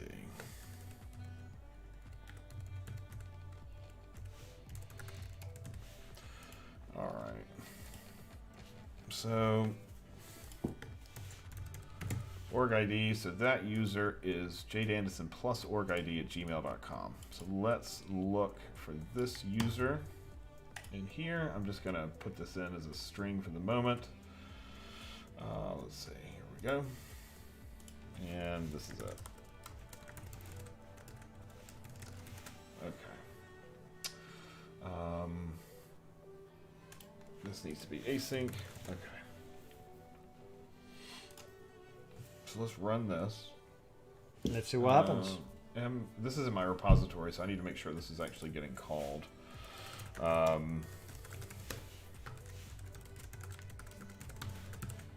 just put the sign-in name here instead. And we'll go call this from our actual functions. Okay. So,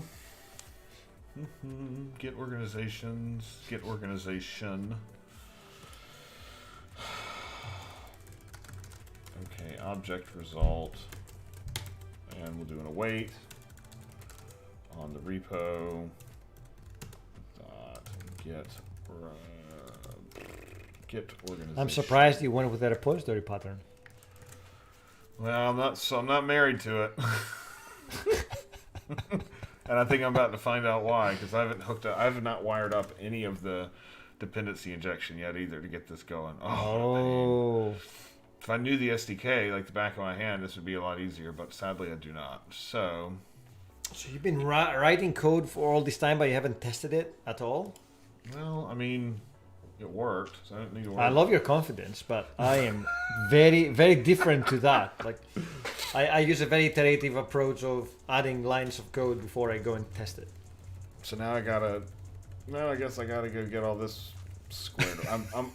I'm almost tempted to just go get a. I'm tempted to just go do a. I'm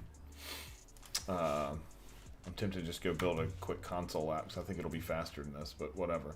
So I'm gonna go take It my would be. functions. I'm gonna take my function startup from here, and I'll just recreate that over here. Startup. Startup.cs. Okay. Does it have all the Yeah. files and everything else you need? Huh? Does We it have should all the have files that you need? App We settings should have. and all that? No, of course not. It doesn't. That makes too much sense. What are you talking about, Christos? It wouldn't have Sorry any for of making those. assumptions. I know. Well, you know what they say about assumptions. Yeah, I know what they say about assumptions. It's fine. Okay. I'm happy So to live with the then- consequences. So this is let's see. So I think I actually don't even have all the correct types in here yet, or I don't even have all the correct NuGet packages in here yet. I need functions extensions. I need identity client. Don't need identity web. So let's take Not- these three. Put these three over here. I love that you went with identity.web.graph. I am mighty impressed there with your usage of SDKs. I'm not using it because it doesn't work. So, okay. So we've got the extensions package, which is what we need for.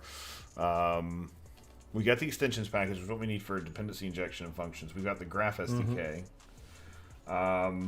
So that means if we look at our startup, most of these should have resolved. It looks like they did. I'm going to need some app settings for Azure AD. Oh yeah, I remember having to do this too. This was bizarre, where we had to essentially add a singleton string in here. And we've got an MSAL token provider, which is going to use MSAL, and it's a client secret for right now. Sadly, I'm going to have to use a client secret, and then acquire token for clients. This should at least get us a graph service client that's available. I think, is your local.settings.json the right one, and does it contain the appropriate secrets there, or do you need to add an app settings.json that contains the secrets? Nope, I have to add all that here, which is what I'm doing right now. So, making sure we don't miss anything else. Oops. Nope. Alright, so we got all this. All this is good. Probably should give it a different client ID because it is going to be different. We'll have to rotate those secrets differently, but I just want to see if this is going to work for the moment. Yep. So we've got our settings. We have everything we need there. I think we're okay to run it. Okay, let's see what happens. I mean, errors will come up and we can fix them. Yeah. All right, let's run it. Let's see what we get. Oh, I gotta start my table storage, of course. Are you? And if you're not, you have the Azure Storage Explorer console app, but if you are on a different machine and you're not on Windows, you can use Azure. Yeah, which that's is right. open That's source. pretty cool. Yeah, it is pretty cool. All right, so let's get our postman up here. So up until this point, you managed to avoid the need of having additional storage somewhere, right? Well, I'm only the storage is only there for functions to run. So we're not storing anything out there, but I mean, you're gonna store your roles somewhere, don't you? those are all stored in the graph. Well, they're all stored in the graph. Mm-hmm. Very nice. What is that? Error messages? Add application role. That's okay. I just need I need the method to index that we are using. This is just app roll stuff. Get application. These are just unimplemented ones right now. Add application role. Get app assignments. Okay, cool. So what we do have is get organization, which is this one. Yep. So let me get my postman up over here. So many tools and pieces. You think we'd make this easier by now? Just put 1, 2, 3 in here. Even though this is actually this would be this is going to be this one. Org ID. Okay.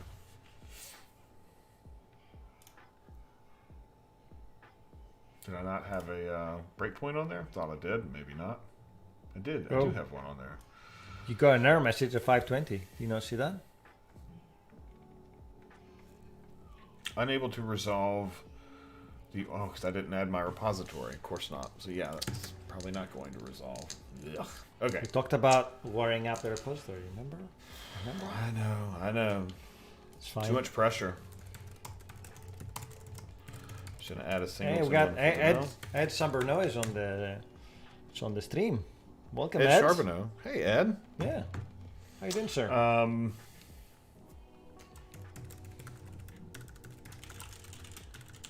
Am I in the wrong startup? Probably. No, I think this is the correct one.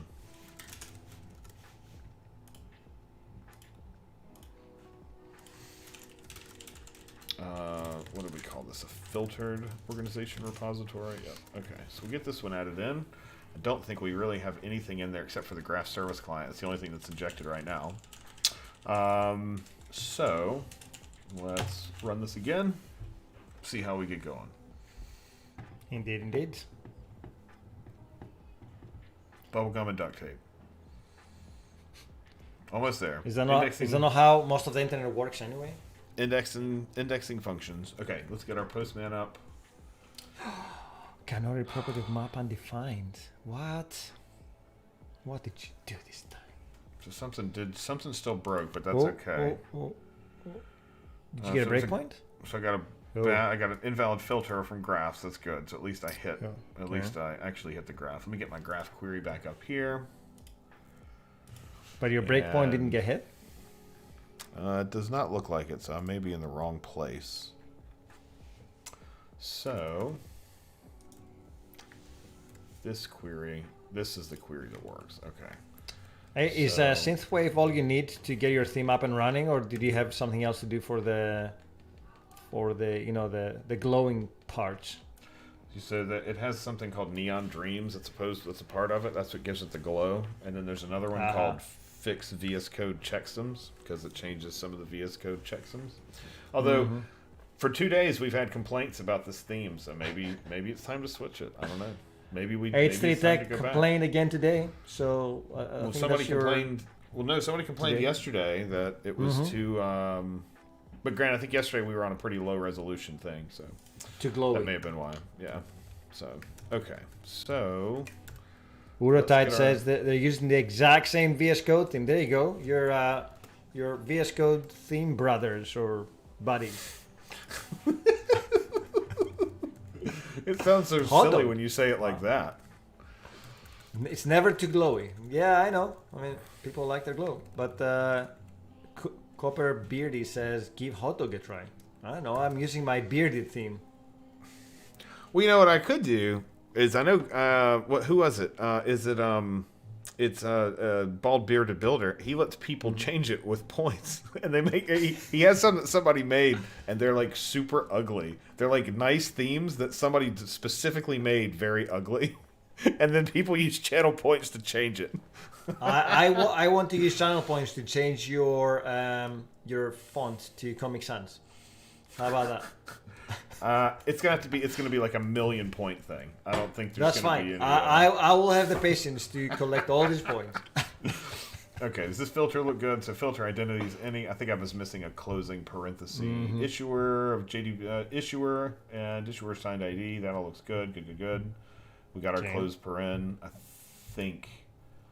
think that's good. So, okay, Okay. let's run it again. Stop it. Kill search.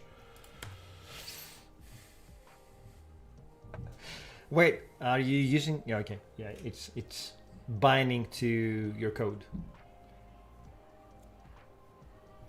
Power mode lets you keep a combo counter as you type the times out and little animate explosions above the text as it's That added. sounds Wow. That sounds amazing.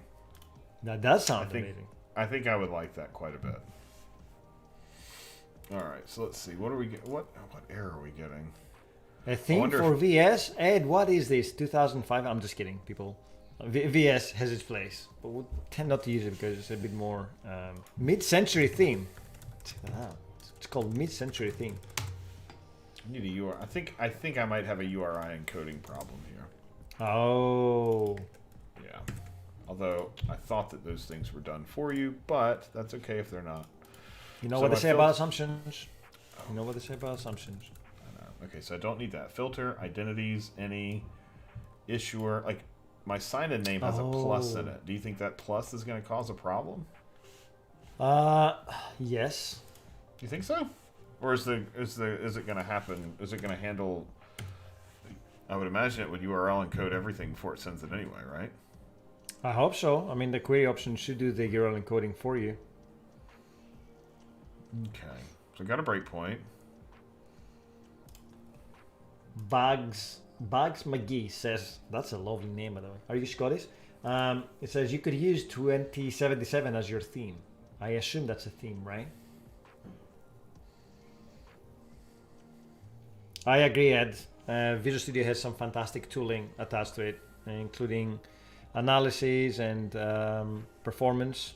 So if you are going to drill down into certain things, it's definitely a fantastic tool. Okay, so my Hey, buddy. user wasn't found. Oh, okay, that's good. So that's good. That means that what you're passing is not right? Well, interestingly, none of my breakpoints are getting hit. I don't know why. So it says user not found, but that's my own error message. So this is the user, jdanderson plus org ID at gmail.com. So if we take that back to Graph Explorer, Will that work? Graph Exploder, there it is. So plus org ID. Oh, so that maybe I did not use the right. I must not have used the correct email address. So that would be one. That's one reason why it wouldn't work. Okay. So, I need my. Let me take this select out of here. Go find my user again, and I'll take my user query out of here. In fact, I'll just go get my user list again. I should already have this in history though.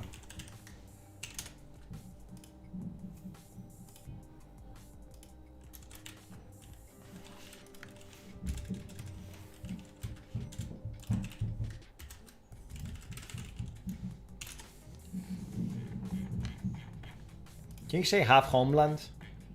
Considering that I spent half my life in Scotland.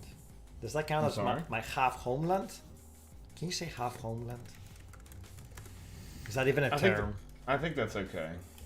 Okay. Or I made up something new today. I mean, I'll add it to the dictionary along with architecting. That's just so wrong, and you know it. I just say that to trigger you. I mean, if I wanted to complete the whole thing, I would say just run your Azure function inside a container, and we'll be able to wrap the day. So it's jdanderson plus orgid@gmail.com. Have we just found a bug? Now I'm worried we found a bug. Something my query isn't going to work. The long query I was using earlier. So this query here, select ID and identities, and it's jdanderson plus orgid@gmail.com. You don't have a typo or anything, do you? No. Okay. And it says there are no users with that. So do I need to like %2b this to escape it? I do. Okay. So I can't just put the direct one in there. I have to escape it beforehand. Which, I mean, whatever. Yeah. Like that's fine. Interesting. Yeah. Okay. Whatever. So don't use aliases. Somebody's saying don't use aliases. This is essentially whoever designed this API is like, yeah, don't use an alias for this. Okay, let's run it again. We don't accept aliases. I'm also not sure why my breakpoints aren't getting hit, but that's a different story for a different day. Wait, the %2b, is that instead of the plus? Plus. Yep. How the hell did you remember that? I didn't. I searched for it earlier. Oh, you searched for it. I didn't. maybe that was while I was in the chat, but I was like, does he remember all the ASCII codes and how to escape them? Damn. See, it's running. My breakpoints aren't getting hit, but that's okay. So let's see what's happening now. Man, if this is going to be this slow, I don't know if it's going to work. Or maybe I have hit a breakpoint. I have hit one. Oh yeah. That's why it's taking so long. Why is it taking so long? Right. Right. Tan tan tan. F11 in this one. So we got our filter. Okay. We're going to select org ID. Okay. I'm going to put one here just in case I slip. Okay. So user list any. We got a user. User list greater than 1. We've got too many. Cool. So we got our user. Okay. So what do we have on our user object? What? Additional data, maybe? Ah, that's right. Additional data. There you go. Way to go! Wait, what a super call! All right, to go and debug this. Okay, cool. So we have additional data, which is a dictionary. And you can actually, I think you can reference that by key. You can index it. Should be able to. Yeah. Right. Yeah. So user additional data. Man, see. Where would we be? Okay, I want to stop this now, please. Control C. You're gonna crush it. Okay, cool. All right. So the debugger's finally stopped. So, all right. So user additional data. It doesn't look like it's indexed. So we'll do I guess we'll do a where. And it's a key, and the key is going to be our extension ID. I'm just gonna put this in Okay. here as a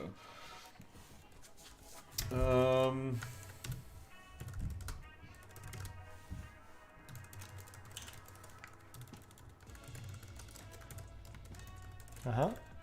so we'll put this in here, and this way I'll just reference it into both places. So is this is not going to be hard coded, is it? Like it's gonna change every single time. Am I right? It won't change it'll change with every installation. So yeah, it's gonna have to be a config. It's gonna have to be a config parameter for what your organization is gonna be. So Yeah. okay. So we got our where the key is the org ID extension. Please don't do that, Ed. I don't always use private keys, but when I do, I commit them to GitHub. The whole point is to have secretless apps. I mean, this is very hacky right now. We're trying to put it together. We're going to be using Key Vault and mouse identities to protect sensitive information. So you should never ever have any secrets in your code. I mean, we have a whole session that we deliver at user groups and conferences about that. If you're curious, you can check our blogs and join our Discord so we can help you get to that level as well. So if we don't have one of these, we'll do a single or default. If we don't have one. And then we'll just return org ID value. Let's see, org ID, no. We'll return, I guess we'll just return an empty string for now. And otherwise, we will return the org ID value.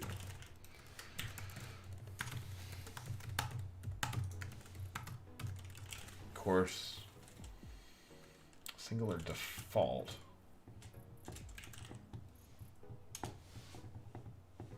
I wonder what the default additional data looks like. Actually, I guess we could probably be a little bit better about this. So if there isn't any. True. So let's see, if user additional data any, or I guess really if not. Well, no, because there's definitely going to be a case where somebody may not have an org, and that's because they haven't been added to one yet. So we probably still want to be able to, well, if they don't have one though. So if there's no additional data, then we'll just throw until we can clean this up later. User doesn't have an org ID. And then user additional data. Do a single. I don't really want to do a single because a single is going to blow up if it's missing keys or contains key. There we go. So additional data dot contains key, and if it contains the org ID extension, so if it contains the extension, then we'll just do user additional data org ID extension. I guess I can't access it that way. So if it has the key, do that. Otherwise, throw.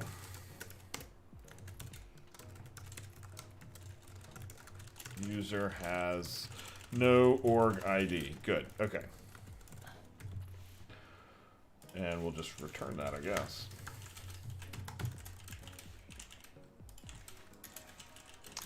So if the user has a key, then let's get their value of this. I didn't like that. Oh, it's an object. So we'll get their value. Otherwise, for now, we're just going to throw an exception, just so we can at least get a little bit further. So at this point, we are going to, let's see, that's returning an organization. This is all broken now anyway. Because our get organization was going to return an organization, and all an organization is at this point really is just an organization ID, right? Yeah. There's really not a whole lot to it.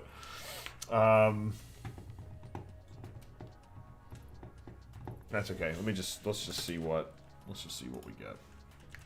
I think we're squared away there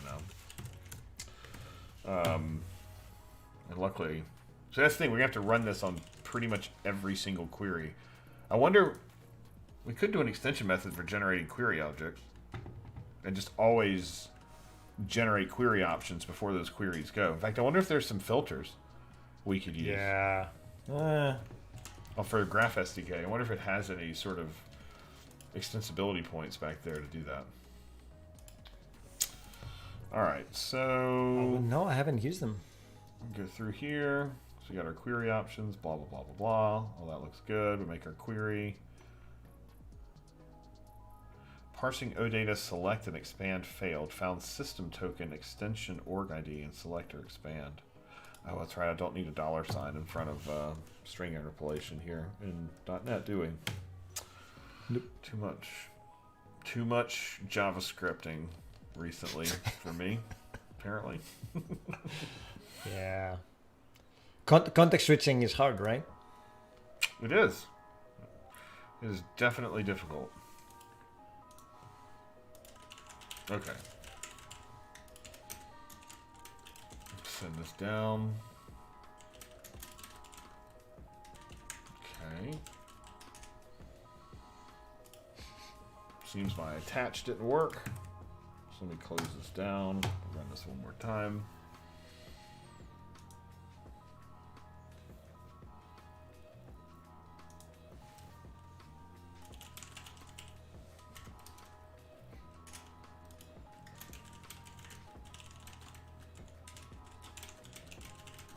So Ed is asking whether it's possible to create secretless apps using Blazor, and yes. It's totally possible. You just need to reference the appropriate Azure SDKs, and Bob's your uncle.